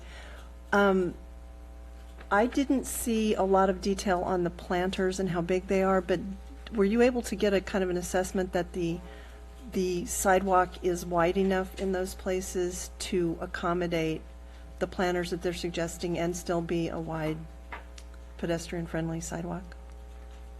You know, I did notice that some of the planners do tend to come out quite a ways in areas, and I don't know the exact measurements in those areas and what the width is, so maybe we could ask the applicant this evening for what those measurements are. I was just noticing that in your presentation that some of the benches are turned, which makes me think they come out farther than I had previously looked. Thank you. I have a question. Yeah, yes, sir. So on the master sign program, this is a master sign program just for this property? Correct. And is there a master sign program for the rest of the mall? There is for the directional signs through the mall. There's a program for that. As I recall, a few years ago, we approved monument signs for the mall, and I think it might have included Sears on the monument signs. Correct. So this is going to impact, if we approved this, and the city council approved it, it would impact that decision in some way, I think. So for the mall, I think it is just the monument signs along the mall. So I think that would still be in place, but as a separate master permit for multiple mall tenants. I brought that up at the time. Whose master permit is that? It's all the properties, including this one, which doesn't, so I'm not sure where that leaves us. But this is just for the wall signs for this building. Correct. Yeah, and we don't know if it's the same or different from the requirements for the other buildings in the mall. Yes, I don't know if it's there's not one master sign program for the exterior buildings. Like Target has had their own permits issued. I know when two of the restaurants that recently came in had their own signs approved. So there is not an overriding master sign program. Did we analyze how this proposed master sign program relates to the signs that other properties in the mall have had approved? You know, it's similar in size. I looked at the recent master sign program that was approved at Kings Plaza, and I believe one of those signs goes up to 170 square feet that was approved for the grocery store. So there are quite a few larger signs. I want to say the Orchard Supply went up to 120 square feet, but I did not include that analysis in the report. I'd be happy to do so in the future. Thank you. And I think wasn't Ultra one that we passed, it had its sign is larger than, when Ultra came in as an independent All right. change, I think that was one that was larger. Okay, any other questions from commissioners? Katie, I had a question about at least the technical deficiencies. Could those be handled through a conditional approval of the project?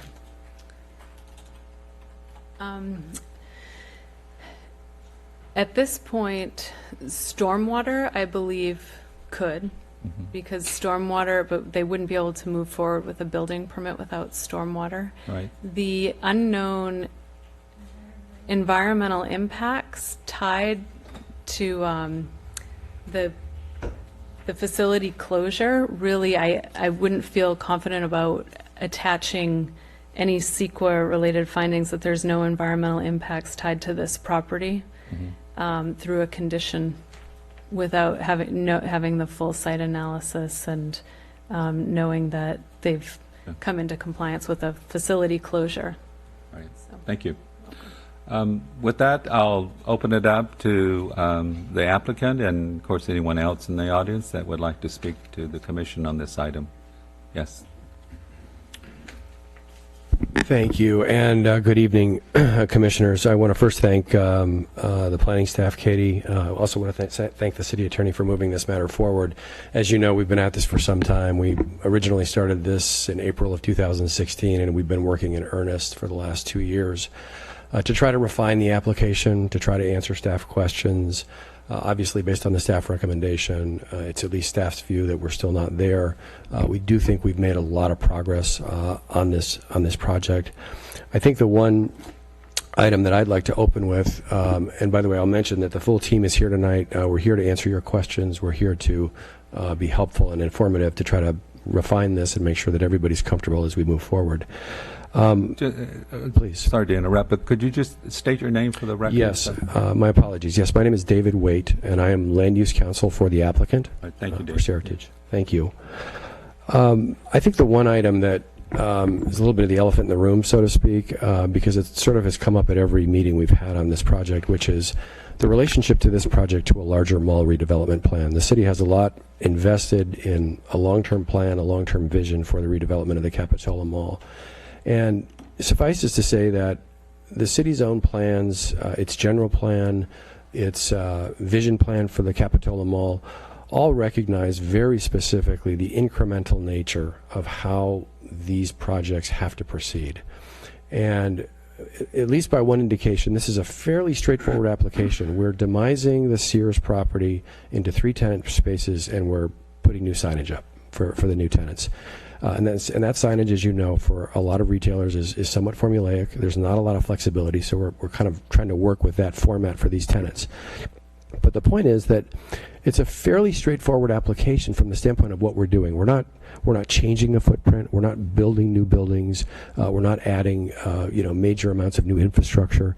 These are demising the existing space so that we can put these properties into productive use. It will generate rent. It will generate sales tax revenue for the city. All of that is a good thing for everybody. So fairly straightforward application. But again, I think the elephant in the room is, how does this relate to the long-term vision, the long-term plan with respect to the development of the Capitola Mall or the redevelopment of the Capitola Mall?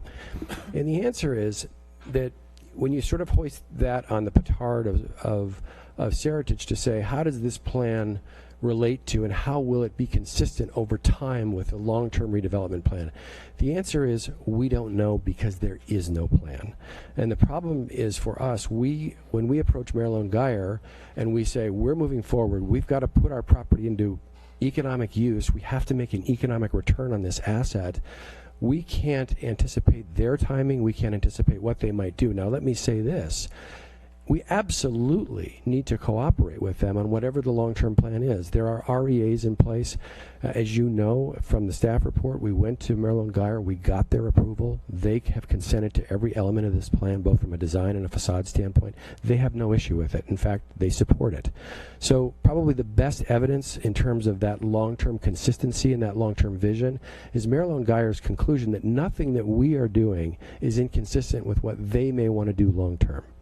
So I want to just state that as sort of an outset issue, because I know that the Planning Commission, the City Council, your city manager is thinking long-term about this project. You're thinking about what does a new retail mall look like. We're in a major sort of shift in terms of retail, the retail environment in this country. How does this project relate to that? How will we potentially lock ourselves in from doing something that we may want to do later? And the answer is you won't. The answer is you still maintain flexibility. And I think it's important to quote, and I hate quoting in front of commissioners, but I'm going to just do it because I think it's important because it really lends support for what we're saying. The general plan policies really do encourage a phased approach to redevelopment of the mall, and that's in your land use plan LU81 in your policy plan. Also in the vision plan. The vision plan states that it's necessary to envision and permit short-term improvements that do not fully achieve the ultimate vision. That again is in your vision plan.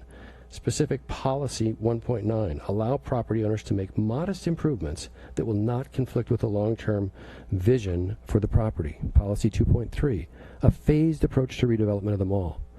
And again, this is all in your plan. And then even with your most recent zoning code update, which I'm not going to spend a lot of time on the legal issue of whether we think this project should apply to that. Our view is that the old zoning code should apply because we were deemed complete before the new code went into effect. That's our legal position, but I don't want to dwell on that.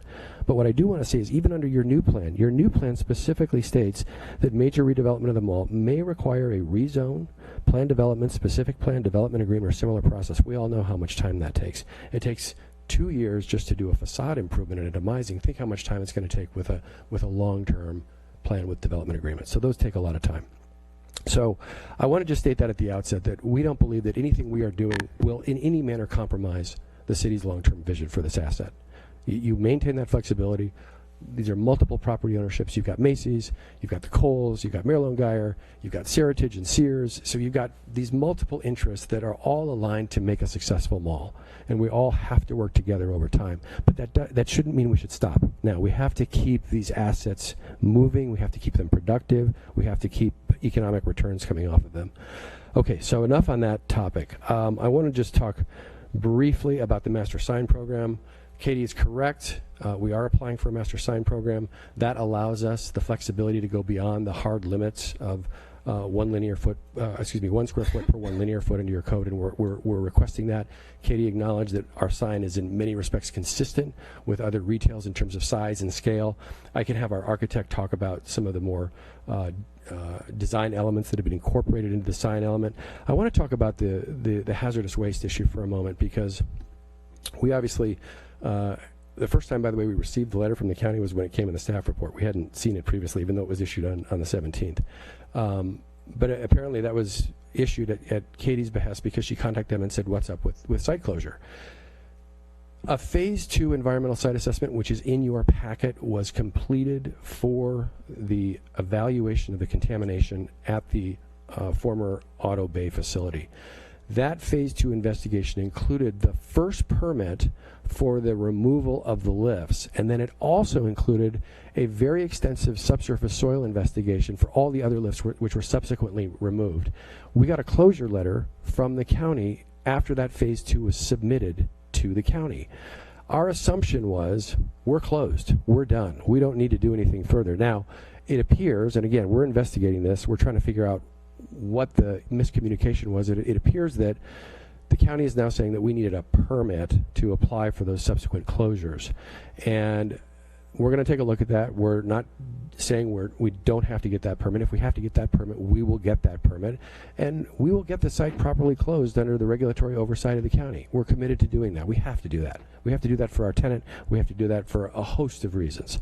But at least I think the commission needs to know that in terms of the timing, a very robust Phase 2 analysis was done. Soil samples were taken of all of the beds from the lifts, and that result concluded that the only contamination issue was the original lift that was removed, and that was remediated, fully remediated, and that's all documented and closed by the county. So we're going to look at that issue. On stormwater, I also want to just simply state that, I think, again, we're not making major improvements. We're not altering the infrastructure or the drainage on the site. I think the trigger there is because we're doing the pavers, and that fact that we are touching the pavers is apparently triggering new BMPs with respect to stormwater management. That one, I think, as Katie acknowledges, if we have to condition the project on full compliance with BMPs, we are willing to move forward on that basis. I'm going to now sit down and I want to bring up other members from our team to answer specific questions on design, pedestrian access, walkability, those sorts of issues, because I think the architect and others on the team are the best suited to answer those questions. But obviously, if you have more questions, I'm here and would happily answer those questions. So thank you. Linda, did you have questions for? Yeah, if he's got a team that wants to speak, I can save him to the end of. Okay. If that's Well, okay. maybe if you go ahead and pose your questions, then they know who to send up and respond to it. Okay. I have 5 questions. They're pretty straightforward. The first one was on the pads that are on the plan identified as Phase 2. I'm not really good at reading construction plans, so some of these questions may be pretty elementary. But I didn't see sidewalk improvements from Capitola Road to the Sears building, and from 41st to the Sears building, and I don't know if they're included in there and I just missed them, but that was one of my questions.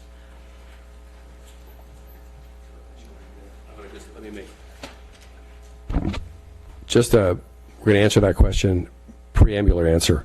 We're moving forward tonight with the demising and the facade improvements for the Sears building.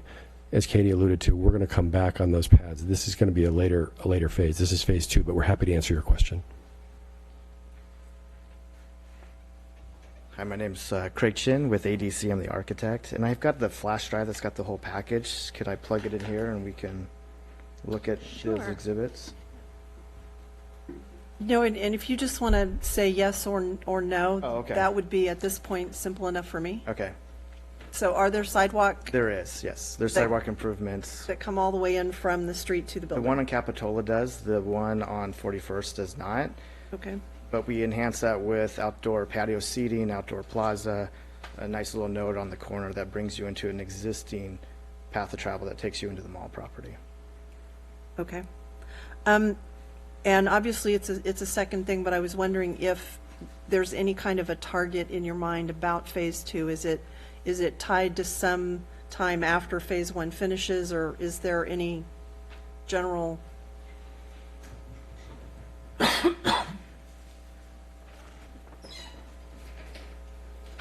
Good evening, Blake Carroll with Cypress Equities, Development Manager for Seritage. So as far as what we had envisioned for Phase 2, the way that it's drawn on the plans currently, it's basically for the pad improvement itself, to where, you know, we would basically complete the site work along with the permit for the building construction, the building permit for the TI, essentially, for both the Petco and TJ Maxx Home Goods. So we will be required to start that work and make the financial improvement into those pads to where then, I mean, in the future, here in the coming months, not too long after we start design for and construction documents for the TI, we'll come back in with full construction document plans and building elevations to get the ultimate design for Phase 2 to approved. So it doesn't include the full plans and scope for those pads right now, but so we would be coming back in to get that finalized. So you're looking at a matter of a year or 2 years? Not even 5 that years? long. I mean, Okay. we're talking, you know, I mean, it's in our best interest to have that project, those pads, be a continuous project to where we don't do the site work and then let it sit for a long period of time. It would be in our best interest to complete that site work and have it flow straight into vertical construction for the pads. Okay. So really, these pads were added as to comply with the overall general plan at the request from staff and city, and you know, we're happy to do it. You know, just trying to figure out obviously the immediate goal to get the approval for the retenancy for the Sears box. We view this as a condition to be able to do that, and this was the first step of that Phase 2. That's a good clarification, sidewalk question. So, in front, the front of the Sears building, come down and there's an entrance off of Capitola Road, and you have one of your Phase 2 pads there. So I'm confused about whether the new sidewalk that's going in there with the bike lane, is that part of Phase 2 or is that part of Phase 1? Phase 1. The bike lane would be part of Phase 1, which means you'd have to move the sidewalk. There's 2 bike lanes off of Capitola. The one there's one on the closer to the corner by the bank building. There's one further away from that. There's 2 coming in. One off at 38th and then the one Right. next to B of A. So those new sidewalks would go in as part of Phase 1. Sorry, yes, one would. So the one on 38th would be part of Phase 1. The one on 40th is part of Phase 2. that would tie in with the site work that we would be doing for that pad. Okay. One is phase 2 and one is phase 1.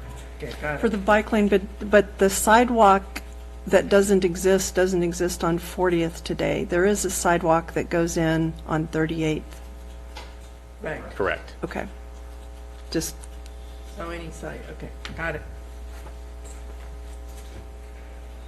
And if I might add, that's part of the pedestrian experience when you go in there, because right now it's double lanes of parking, so you're actually backing in to what is currently 40th.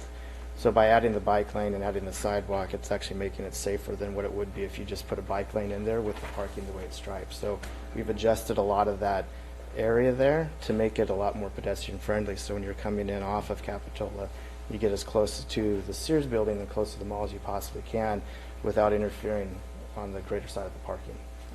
right, and I guess my point in asking the question was, I thought that's what I was understanding, that sidewalk, which is going to be a major improvement in our pedestrian experience, isn't in phase 1, it's in phase 2, and there is enough room to put it in and the bike lane where you've drawn it, and you guys have looked at that. Yep. Okay. In our conceptual review meeting, we talked a lot about the gathering places and specifically that corner where there's currently a great big planter by the Sears building. And when I was looking through the packet, there was a reference to that planter, and it said to refer to A13R for the planter dimensions and the landscaping detail, and there was no A13R. So I'm wondering if you have any detail on what's going to happen in that corner? Did that get a lot of focus, or? It did. So we actually have certain nodes going through the building all the way around, starting from the left corner where Petco is. We have our first node there with new planting, new benches, and then as you walk along, there's these new nodes every 150 feet, something like that, 100 feet. So you've got, as you're walking along, you can see where your next spot's going to be, whether you're going to park your bike there or sit down, or there's going to be new enhanced landscaping. So we've really created that. So on that corner where we've enhanced it, we've added new paving, and if you look at sheet A4.2, it shows kind of a diagram of that. Okay.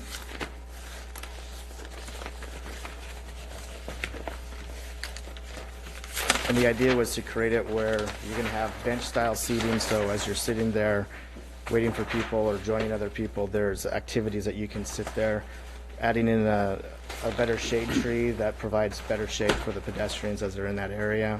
Okay, so you're talking about the area right along Correct, the yes. front of the road, okay. Yep.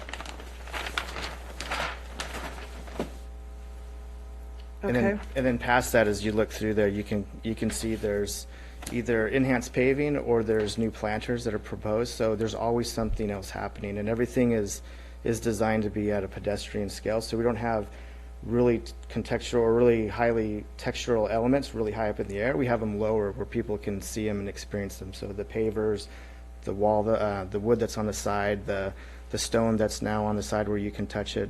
All the planters are seatable, so you can sit there.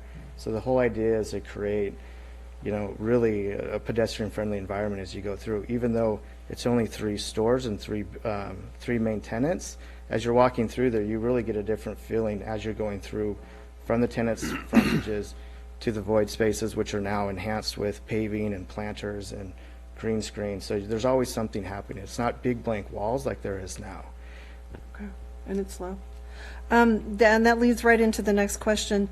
The material, the green walls behind the benches, I couldn't find any reference to what those really were, and tonight I saw in Katie's presentation that we think those are trellises. Can you tell us what those are? Yeah, so it's really meant to be a green screen. So it's going to be, if you've seen them traditionally, they are a mesh of metal that the type of plant material that grow and they move will go in between there and get forced to be in that area, and then we just landscape and prune them to stay in that square area.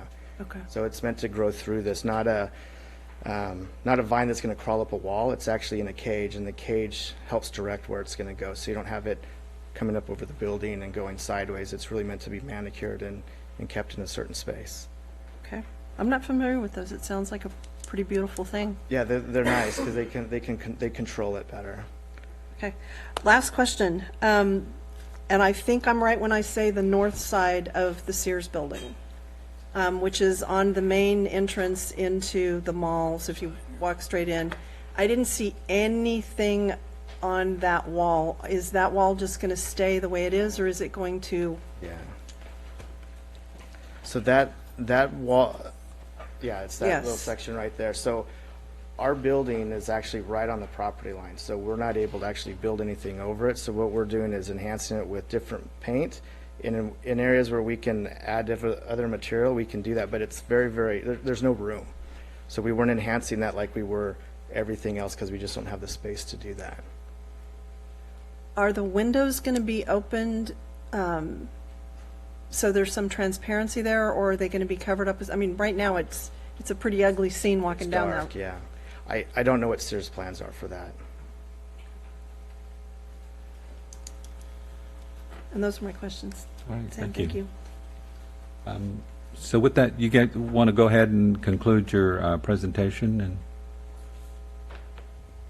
Can I just go through a few of Katie's points that she brought up? certainly. Okay.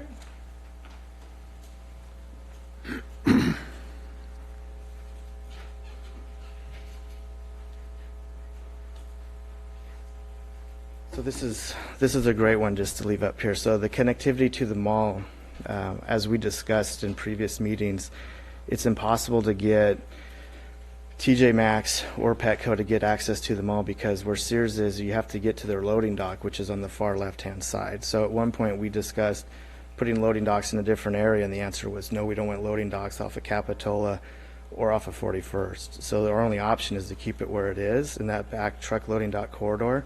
And once we do that, it kind of eliminates, just by the design of it, getting direct access to it. But what we did create is this pedestrian-friendly zone starting from Petco all the way through and around that space.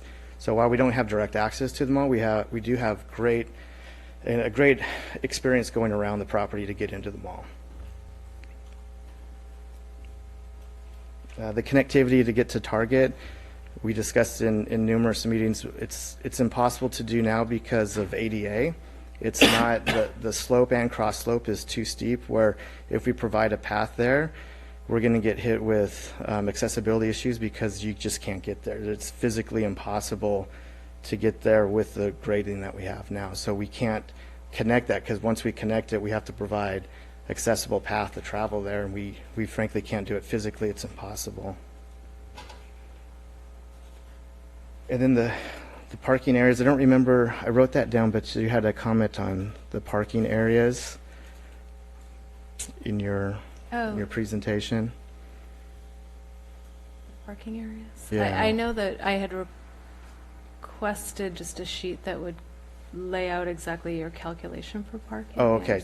And number them for me, because there's a lot of property lines that overlap. So on the parking cover sheet, we have a parking matrix.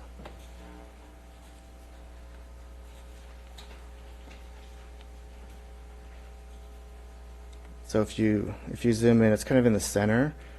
Yeah, right to the right, you'll see parking calculations. And so what we did, because we're really looking at three different ways to get the parking. One is what's required by code. Two is what is required by the REA, and the REA is actually more stringent than what your code is. And then what we're providing. And what we're providing with phase one and phase two. So if you go to the very bottom with the two pads, even if we did them as restaurant, we still have ample parking to provide. So is what you're asking that we need to go through and label every stall on there, or does this suffice for what you need? So in my second incomplete letter, I was simply just asking for a site plan to have your numbers identified on parking spaces, so I could see what was some of the property lines kind of bisect parking spaces. So just so that I could second check the work and make sure that you have exactly what was shown in these tables, but I don't want to Okay. get into complete and incomplete items. I just think we could do that we could have that as a condition, right? It doesn't have to be something. I was unable to determine based Okay. on the plans that were submitted.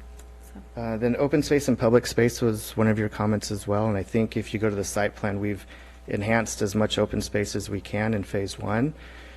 Phase two, we provided a lot more open spaces where the two 4,000 square foot pads are going to be. We have outdoor plazas, we have outdoor seatings, we have connectivity from the public sector all the way through the property. So we've provided as much open space, public space that we can do on a really tight site like this. I think that's it for me. Thank you. Well, maybe I had a question also, I mean, concerning access and connectivity.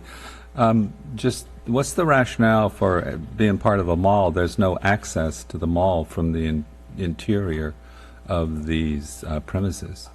Yeah, what's that? Yeah, it's really because of where Sears is. With Sears being where they are getting to the loading dock, it prohibits us from getting access to there. And you see this happening, I would say, in a lot of malls across the country where these big boxes are getting redeveloped and redemised where they only have access from the outside, whether it's a restaurant or a gym or, you know, a TJ Maxx. A lot of those no longer have access directly to the mall because the way they operate and the way they brand and the way they do their operation is only from one entrance. So it's traditional to see this happening as these big boxes get turned over. Okay, thank you. Anything further? We're here to answer any additional questions. Okay. Thank you. Thank you. Well, is there any other member of the public that would like to address the commission on this item? Seeing none, I'll close the microphone, but recognizing that there may be more questions for the applicant. Yes, Katie. I would like to make a clarification that stormwater with the phase two pads would have to incorporate, that is part of this proposal, the phases. And under CEQA, we cannot review a project in pieces. You must look at the whole project. So for stormwater, stormwater has to address these future phases, as well as we would be looking at the development and circulation and traffic also regarding that to do our CEQA analysis. I have a question, Chair. Yeah, go ahead. Given that, can we or can the applicant do the appropriate stuff to meet CEQA, but that change in the phase two? In other words, I don't know that we really know what we want in that whole phase two component yet. So can they meet and make it compliant with CEQA today? Sure, and then change that in the future? They could build in stormwater improvements to bring it into compliance, knowing where those buildings are going to be sited. If I might, a little bit of history on the phase two pads. They were really never part of this project. They were requested to be included in a subsequent application by staff, but they are not part of what you are approving.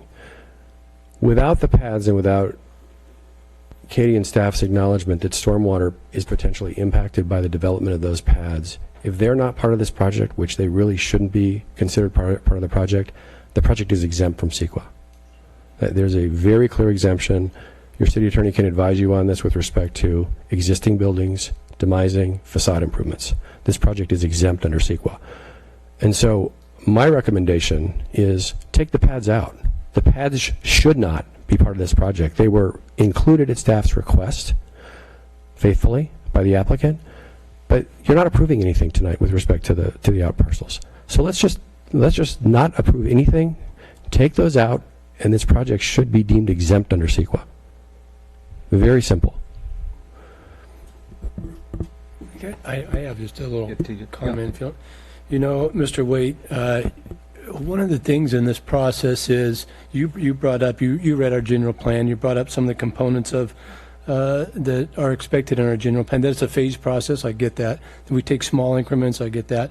But part of it is that vision. And so what we asked for, it wasn't staff, it was this planning commission asked for that vision. What is a long-term plan for this? And that's why those pads are there today, because we wanted to see where that's at. And I think part of that also goes back to this, how we work together, because I think communication is a big part of where we're going with the vision. You folks have 200 plus Sears projects throughout the nation that you're working on this, 40 of them in California. This isn't new to you. You have these projects going through every mall. So while it may be new to us, I guess we want to depend a little bit on your experience through this process, but some of that takes some trust in that process. And so I think I can speak for me, I wanted to see, do you have a vision to help us meet our general plan? Because this is what our general plan was calling for. So I want to help you get through this first phase. Me as an individual, I can't speak for my other commissioners up here.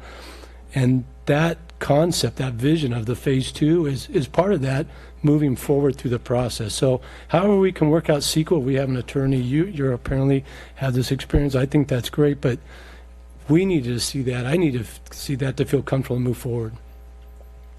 And that's a fair comment, and I think for that reason, in good faith, it was included so that you do have some sense of what the long-term vision is. Right. But again, there's no approval with respect to that component. It's really provided Understood. to give you the roadmap down the road for what is to come, and as Blake alluded to, it will come, but right now, we're trying to get these tenants approved and get them in these spaces. And as to that project that is really before you, it is exempt under CEQA. And I would hope that the staff and city attorney would concur on that view. Well, we'll trust him to figure that out. Thank you. Okay. And if I may, I just want to express that I think I personally have as much interest in seeing something happen there sooner than later. I'm no longer interested in tying this to Malone Guyer and waiting for them. But with that said, from your viewpoint, what's the difference of whether we were to approve this project with conditions that have been identified by staff, which you would have to meet in any event, or to deny the current application without prejudice and have you then continue to work with staff to resolve those questions? And I would personally express, I would like to see this move along as quickly as possible. And to have us, because we all have the same interest here, and to have us try to work together to make this happen. And so, I mean, from your perspective, what's the distinction here? What's the best thing that we could do to move this project forward? And acknowledging that we have these deficiencies currently that are going to have to be addressed.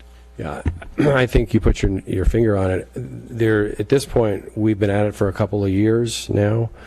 We think the time is right to move this project forward. We think that unquestionably, staff can make the CEQA exemption that's required by law. Unquestionably, we can condition the project. This is a discretionary approval. Planning Commission has the discretion to condition the project based upon clearance from the county on environmental. If there is, in fact, BMP that needs to be incorporated into stormwater, you can impose that condition as well. If there are any other conditions that you want to see implemented before building permits are issued, you absolutely have that discretion. But that's moving the project forward. To say, no, we're going to deny you, start over, come back again, file a new application, that's number 3. We're now at application number 3. Let's move forward. Let's move forward with what we have. And if the Planning Commission is concerned about items that have been brought up by staff that feel require additional attention, let's put those conditions in and we will deal with those. We will ensure that they are complied with, and staff will make sure that we comply with those conditions before we can get building permits issued. But that's moving the project forward, which is really what we're asking for this evening. So are we done with the public part, or are we going to do our commission thing, or? Yeah, we will. I think that we're done. We were just at this point posing questions to the applicant. They were gracious to answer them. And so if there are no further questions from commissioners to the applicant, I will bring this back and we'll discuss it and take some action. So who wants to start? You do. Well, It sounds like you already started. Well, for me, this project never was about, working completely with Malone Guyer. This project for me was the first project that was coming in that related to our new general plan that we had adopted. and, sort of the goals and visions that we had in that general plan. And I agree with Commissioner Walsh. I thought when we had the conceptual review that, one of the things that we talked about was, not just approving something on this one building, but what was going to happen on their entire property that was going to move forward the goals and desires that had been outlined in our general plan. And, for me, I think there has been, some tremendous improvement as far as, the Sears building itself and how it looks. As far as the Petco and the TJ Maxx, it seems to me that both of those are, a long way away from as far as a design standard from, tying this all together and doing a major improvement. I asked the question about, the sidewalks and the connectivity, because again, to me, putting in some new sidewalks and the bike lanes and that should be part of any project that's going to go forward now. I do have some great concerns about some of the technical aspects of the project. County Environmental Health, in my opinion, is basically another department within the city of Capitola, because we contract with them to do that kind of work for us. And, if an applicant came in and said, well, we haven't gotten the necessary permits we need to get from your Public Works Department to do something, I think we would be quite concerned about that. And for me, there's no difference between them clearing up the work that they need to do with County Environmental Health before they go forward. I have, concerns about, the environment and CEQA and how all of that's going to work. And they say, oh, well, just approve this little part of the project, sort of trust us that when phase 2 comes in, then we'll work on that. When, I thought we were going to get an application coming in that was going to be an application regarding, some future improvements that were going to happen on the whole site that would work to, achieve the goals that we wanted to have in our general plan. So, I want to hear from my other commissioners, but at this point, for me, I don't see this being at a place where, I would be willing to say, I would recommend approval of this tonight with conditions, because frankly, I think there are some issues that need to be worked out. The Planning Commission does have the option of, denying a project without prejudice, which means that they could, come back in any time with it. One of the things I would like to find out from the staff, because in our new zoning regulations, which, I'll let the attorneys fight about, but I believe our new zoning regulations do apply to this project. We're supposed to have some sort of specific plan or something to work with even on this site. So, for me, there are still so many unanswered questions that I would be hard pressed to approve this with conditions tonight. I'm gonna, Thank you, Susan. with your permission, agree with a lot of the things that you said and add to a little bit. Sure. When we did the conceptual review, we talked about redevelopment versus remodeling, and we talked about the Sears building. Yes, we want to see how it all ties into the overall, but given that we're not going to get there with that, if I saw the building being redeveloped instead of new facades on one side that don't match the beautiful new facade on the other side, and one whole side that's in a main corridor of entry into the mall that's not really being touched, then I would think that we were being heard in wanting the development to move forward towards our vision. Doesn't all have to be done today, but the connectivity issue is a big one in our mind. And if you look all over the state of California, pedestrian friendly is critical to the economic development in different areas. I was watching something on Seaside on the news just tonight before I came to this meeting about Seaside, redoing their downtown, and the pedestrian friendliness of the area is critical because that's what people need. I went and I drove by the Sears building today, and I looked hard at all of the different elements, and I tried to figure out how I could approve the first phase of the plan, and I just can't get there from the pedestrian perspective. I know that the truck egress and ingress is a big deal, and I looked at the plans, and I understand the what you said about the grading, and I hadn't really thought about that between Target and the Sears building, but people do walk that way, and by taking out the curbs and the bulb out landscaping that's there, it's actually going to become more dangerous because people coming out of that parking building up by Target are going to come down that way, and there's going to be a much wider spot for vehicle traffic to come peeling down there, and people do use that corridor to get from place to place.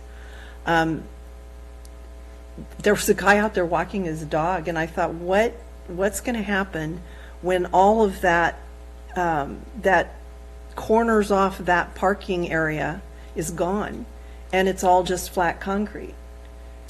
It's going to be scary, and I think it's going to introduce some pedestrian issues that we don't have today. So it actually doesn't take us towards our vision in that arena. It takes us a step back.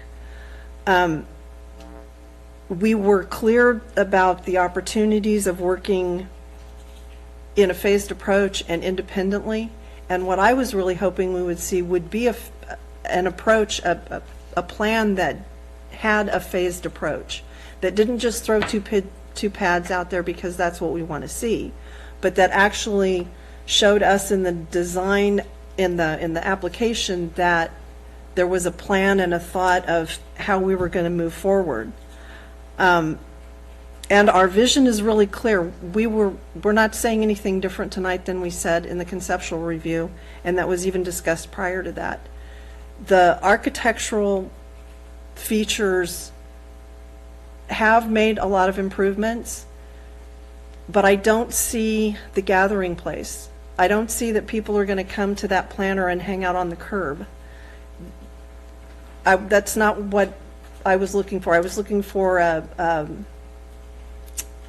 maybe a little cafe kind of environment of seating chairs where if you go over and you look at some of the different areas in town that have sidewalk environments that are attractive, that do bring people in, they're not planners that I can't even see how they're going to be seating areas.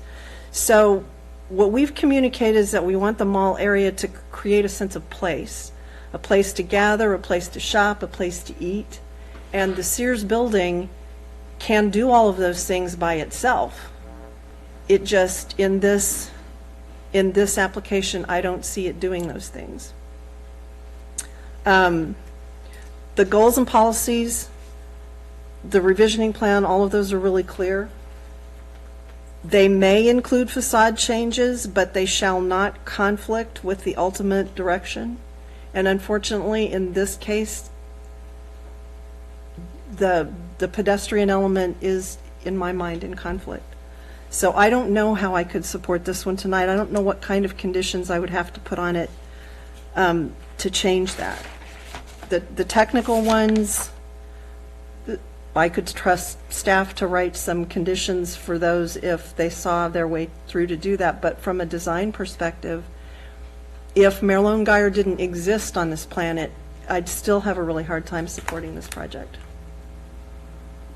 Thank you, Belinda. You think? TJ? Yeah.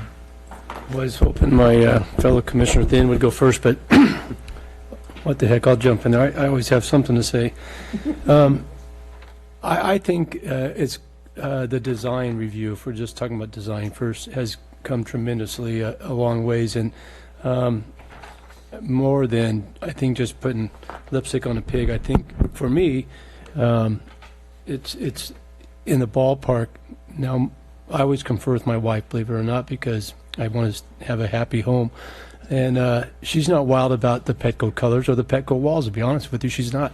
So she concurs with some of our fellow commissioners here. But I'm all for getting this project going. Personally, I want to see the tenants in there. I don't want to see that area you go through there now. It's a blighted industry. It's just terrible to go through there. I don't have a big issue with the pedestrian part. There's only one-way access in the mall currently, is through the Sears building. So that interconnectability, if you again, I mentioned I have a wife, and I have to do some traveling, which means I have to do some shopping. The new environment isn't this indoor mall. In fact, if you went to the Geyer Malone preview, that whatever we called that, which, by the way, was really disappointing, and you can put that on the record,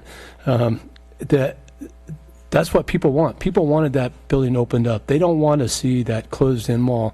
So I think the outdoor experience, I think the sidewalks, I think what we're asking is, the way I see this is you have basically your hands tied as far as the building. I don't think as a city we can ask you to tear down and start from scratch, because we could really do something there. I think given what you have, what you have, I think getting some tenants in there is a great deal. I think the vision of the phases are appropriate. You know, in your back of your plans there, you have some sketches of some bistros and stuff, and I think those are appropriate type things. I didn't see an In-N-Out burger in there, but I saw some things I think are appropriate for those phases. For me, it gave the vision. I guess for me, I have no problem moving forward personally with this project under some conditions. Obviously, the ESA and the BMPs are something that we have to resolve. I don't see those as being overwhelming. I don't see them as a stop block. I just think that something has to be resolved. But what I would like to see, I think one of my fellow commissioners brought up the specific blend concept. And I know you guys are involved in the New Park Mall, which I think has the same type of concept, that we have a way of moving forward through these other phases with more people involved than you guys just throwing pictures at us. And maybe that's done through city staff. I don't really know, but I think we need to have more discussion there. What else can I talk about? We talked about the architectural style. I don't know how you make it. I'm sure someone can make it prettier. My wife thinks she can make it prettier for you, but I don't have a big heartburn. Petco is Petco. It's got some certain colors with it. How you design that, I don't know. That routing to get the trucks through there, I think it handicaps us as far as what we do with pedestrian thoroughfare to the target. We talked about the elevation. I would think, looking at getting those trucks through the 38th entrance, around in front of Petco and around the corner, it seems to me we could open up an entrance in between Takar and the parking structure and make that an easier thoroughfare for deliveries and stuff, but that's just something that's on the side. I talked about a little bit about communication, and I don't know that I think Seritage fell a little short on communicating with our staff during the process. From the time this project started conceptual till they got this letter that helped us get this on the agenda for tonight, I think you fell short of communicating. I think we should be able to fix that. For me, when we look at the general plan, the big concern is this 40th Avenue corridor. I think you took some steps in by putting the bike lanes and opening that up, and I understand that may come to a second phase area, but I think that's something we really need to focus on. It's part of our general plan. It's something that we want to see. I don't think we can hang on and wait for Merlone Geyer to jump into this, but we can certainly work on that area that you have a purview over coming in off of Capitola Road. So I think I pretty much addressed my issues. I honestly, I don't have a lot of big things. I could move forward if we could get past some of this conditioning. Ed? So I'm not going to be lengthy here because I think we need to talk about what kind of action to take, spend some time on that.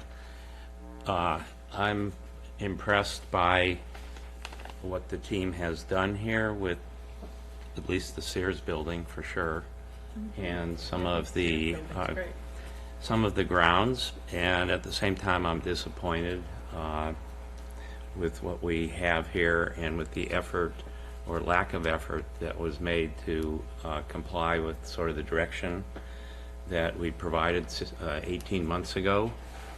It is the elephant to me that's the concern here, and that's what we said at the time of the conceptual hearing, that before we gave up on the idea that there could be some form of integrated redevelopment of the mall, we at least had to make an effort. And I don't see that the effort has really been made here. And I'll just touch on that briefly, but it's the general plan that I spent 3 years chairing to have enacted in Capitola that isn't being, I think, really advanced by this project. And it's the lack of integration with the rest of the properties there. So the team told us that there are some features that are impossible to deal with. You can't deal with the connectivity to the west, and you can't deal with the connectivity in the mall. Well, that's the point. If it's done piece by piece, yes, those are impossible.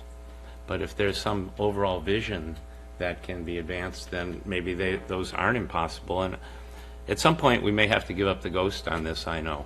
But I just don't think I'm ready at this point to do that. I don't think that the Petco and TJ Maxx buildings as drawn meet the requirement of the general plan in terms of maintaining the unique coastal character of Capitola. They seem to me like they're not at all consistent with Capitola's character, but maybe that can't be helped, I don't know. But in Mr. Waite's letter, he says that the approval of the application will in no way interfere with or impair future redevelopment of the mall.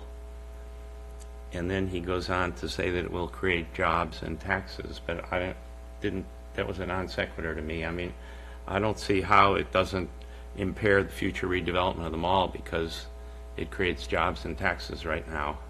So that goes back to the point I made, that I think that's the big issue. And I think what we need to talk about, because I think there aren't enough votes to approve this tonight, let me put it that way. So I think after we hear from the chairman, we should kind of spend some time on what the proper action is. Yeah, and I won't belabor this either, so that we can get to the substance of the evening. But I'll have to say that I've had a lot of frustration with this project, and it's not about Seritage. It's about Merlone Geyer. And it seems to me that we've been put into place, and it's the classic case of sacrificing the better for the best. And I'm not sure if we're ever going to get what our vision was that we developed. There's already a part of the vision in the general plan about 40th Avenue, and Merlone Geyer has already expressed to us they're not going to do that. So I think that we have to let go of some of that vision and look at where we are, and then try to move forward, take a step. You know, on the designs, some of them I like, some of them I don't like. I think that's kind of subjective. I think there's a lot of forces that go behind creating these designs, these businesses.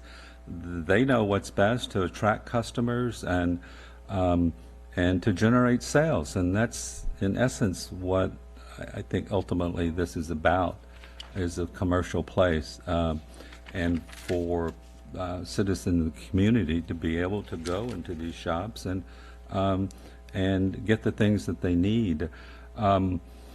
So I've been frustrated about how, I guess, complex and difficult this has become. I'm in a position of being prepared to move this forward in some way.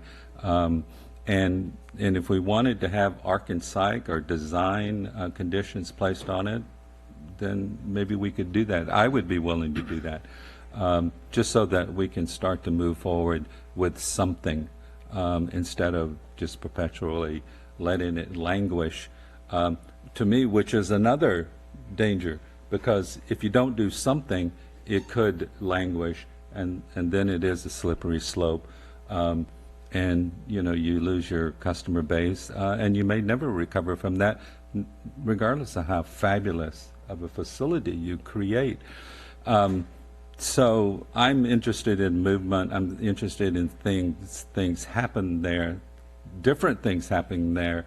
I think that that's what would attract the community attention, seeing something happening there. But so that's you know, I think my personal opinion on it. But with that said, maybe we should talk about, because I don't see the votes here this evening to carry that, but maybe we could talk about how we want to structure an action on this item. Yeah, and I will say, I think how we want to structure an action that's going to, you know, allow something to ultimately happen. There just needs to be, you know, a process for how. Can I just ask, what would be the expectation of the change for those 3 occupancies? What do you want to see different? I don't know how we set an expectation without tying Marlon Geyer to this, and quite frankly, I don't think we can, and I'm tired of waiting for them. I think if we do that, we're going to. This project came into me, and you know, Malone Geyer hadn't bought them all. I still would not approve what they have presented here tonight. Okay, I can accept that, but I'm asking, what would you want to see different? What's going to change that to get that through? Because I don't understand what would. Is it design, the looks of the buildings? What would you like to see that would get it through? First of all, I think the process needs to be followed properly, and I think, you know, the technical issues need to be dealt with. Totally understood, Simply yeah. saying, That's well, understood. You didn't say this is not complete in your letter, so, you know, we're here before you. And I think maybe Commissioner Newman has some ideas about, you know, what action we could take, or we should talk about that. My impression is, from the way this has come to us, which is perfectly okay, that the applicant, who's been at this a long time, has forced it with the Permit Streamlining Act and asserted their rights, and as they have a right to do. I think a denial to go back and redesign and do this and do that is not consistent with that. At this point, I think I would prefer just a denial and an appeal, if that's the way they want to go with it, from my standpoint. And the reason for my denial would not be as much the technical issues as the lack of compliance with the general plan. And so can I ask you, where do you think the lack of compliance is at? Well, the ideas. No, good. No, because I want to hear them, because I obviously I studied the general plan. I looked at it thoroughly, and I get the pedestrian discussion. We talked about the bike. I get that whole, but based on just this project, if we put through that 40th Avenue and they were consistent with doing that and doing the gathering places with the bistros and stuff that they, how do you see this? I'm not following what you're saying. So on the last page of their plans? On on the pads? Yeah, they have the concepts of the pads with outdoor dining. They have the 40th Avenue going through there. You have the bike ways going through there. So, That's not part of this application. Right, and they've made it very They clear. said that. They only want to talk about the tenant improvements. well, I guess where I'm at is, that is a condition for me, I have written right here, is that is part of this. We'll move this project on with this concept that they're going to move forward, and I think we heard tonight that But Sarah then, just- then we do have to deal with the environmental review issue. And, you know, I don't think you can make a finding that you don't have to do environmental review for the project at that point. You do. I guess I would, is that what our attorney says? You cannot piecemeal a project under CEQA. On the other hand, CEQA requires that a project have enough definition before you go forward that you can analyze the impacts of it. So if you were inclined to approve the project with the pads, I think what you would do is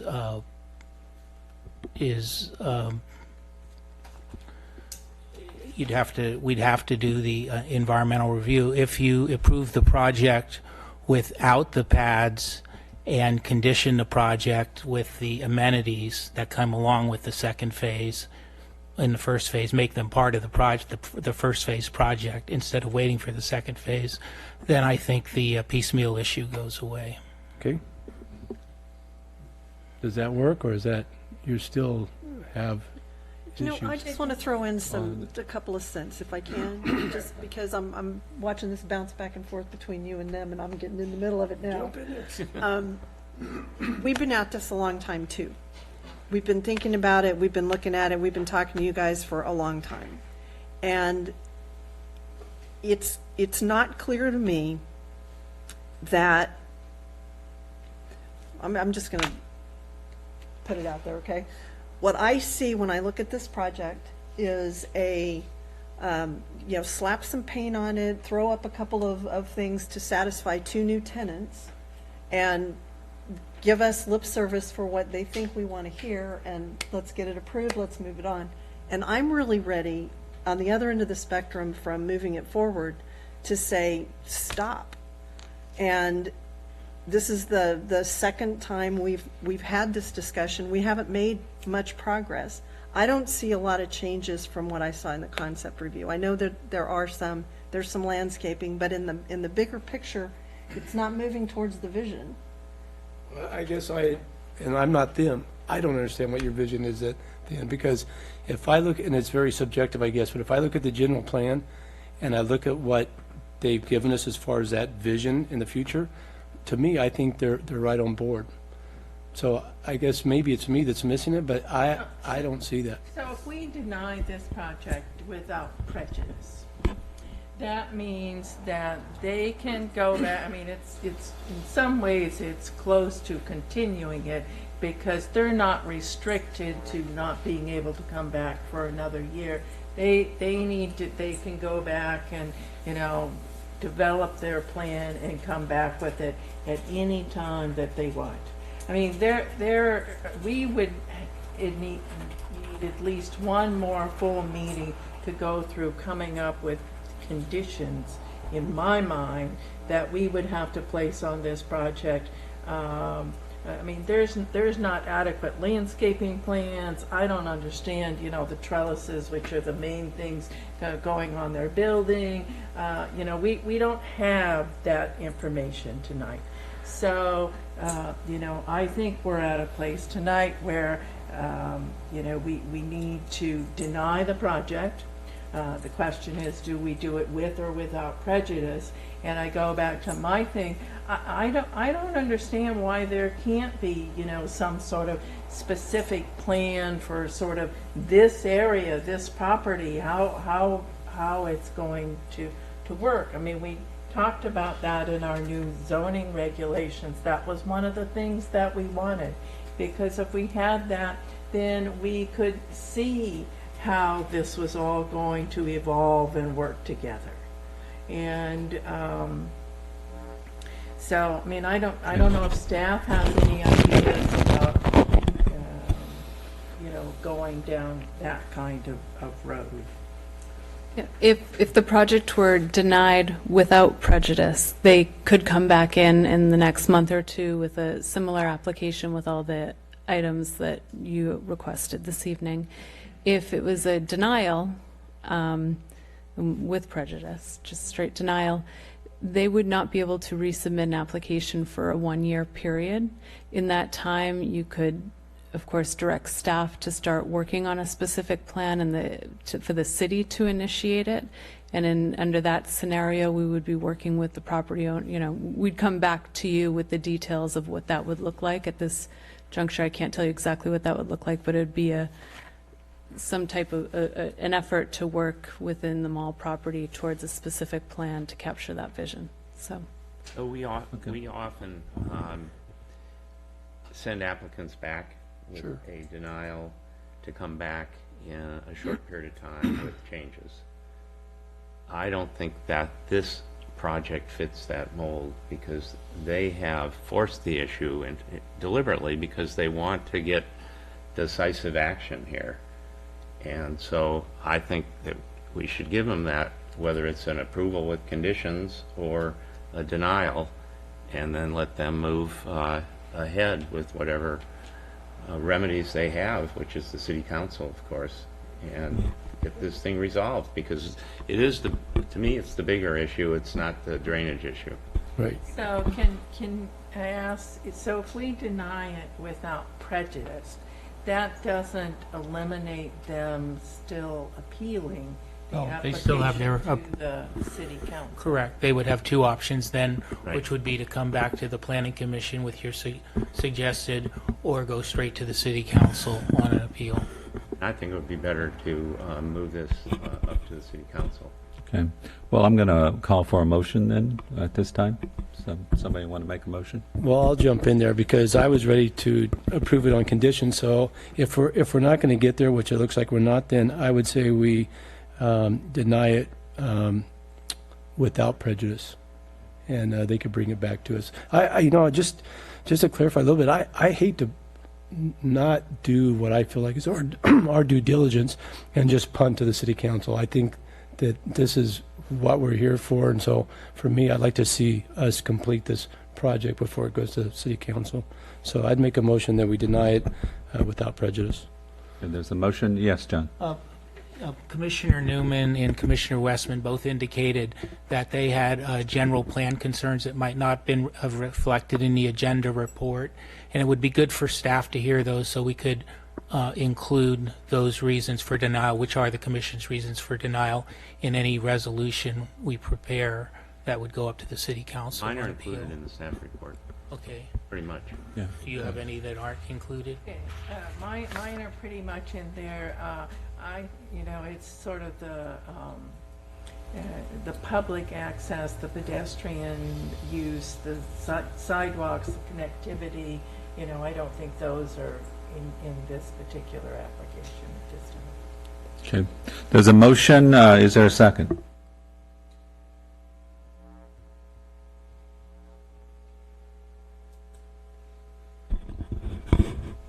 Going. Can we make another motion?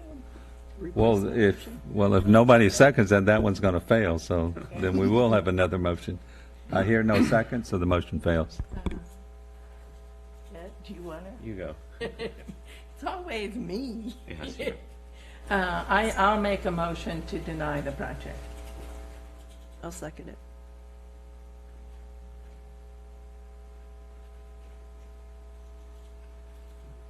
Clarification, that's without any indication of with prejudice or without prejudice? That's with prejudice. That's with prejudice.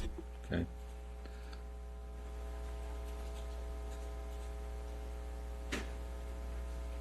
So there's a motion and a second. I'm going to call for a roll call vote. Commissioner Newman, Yes. Commissioner Smith, Yes? Commissioner Welch, No. Commissioner Westman, Yes. Chairperson Story. No, the motion passes 3-2. That brings us to item 6, which is the director's report. No report this evening. Okay. And finally, it's commission communications. Any communications? We've communicated enough this evening. It was nice to have John here tonight. Hello again. Yes. Thanks, John. Thanks for being here, John. With that, I'll adjourn this meeting to the July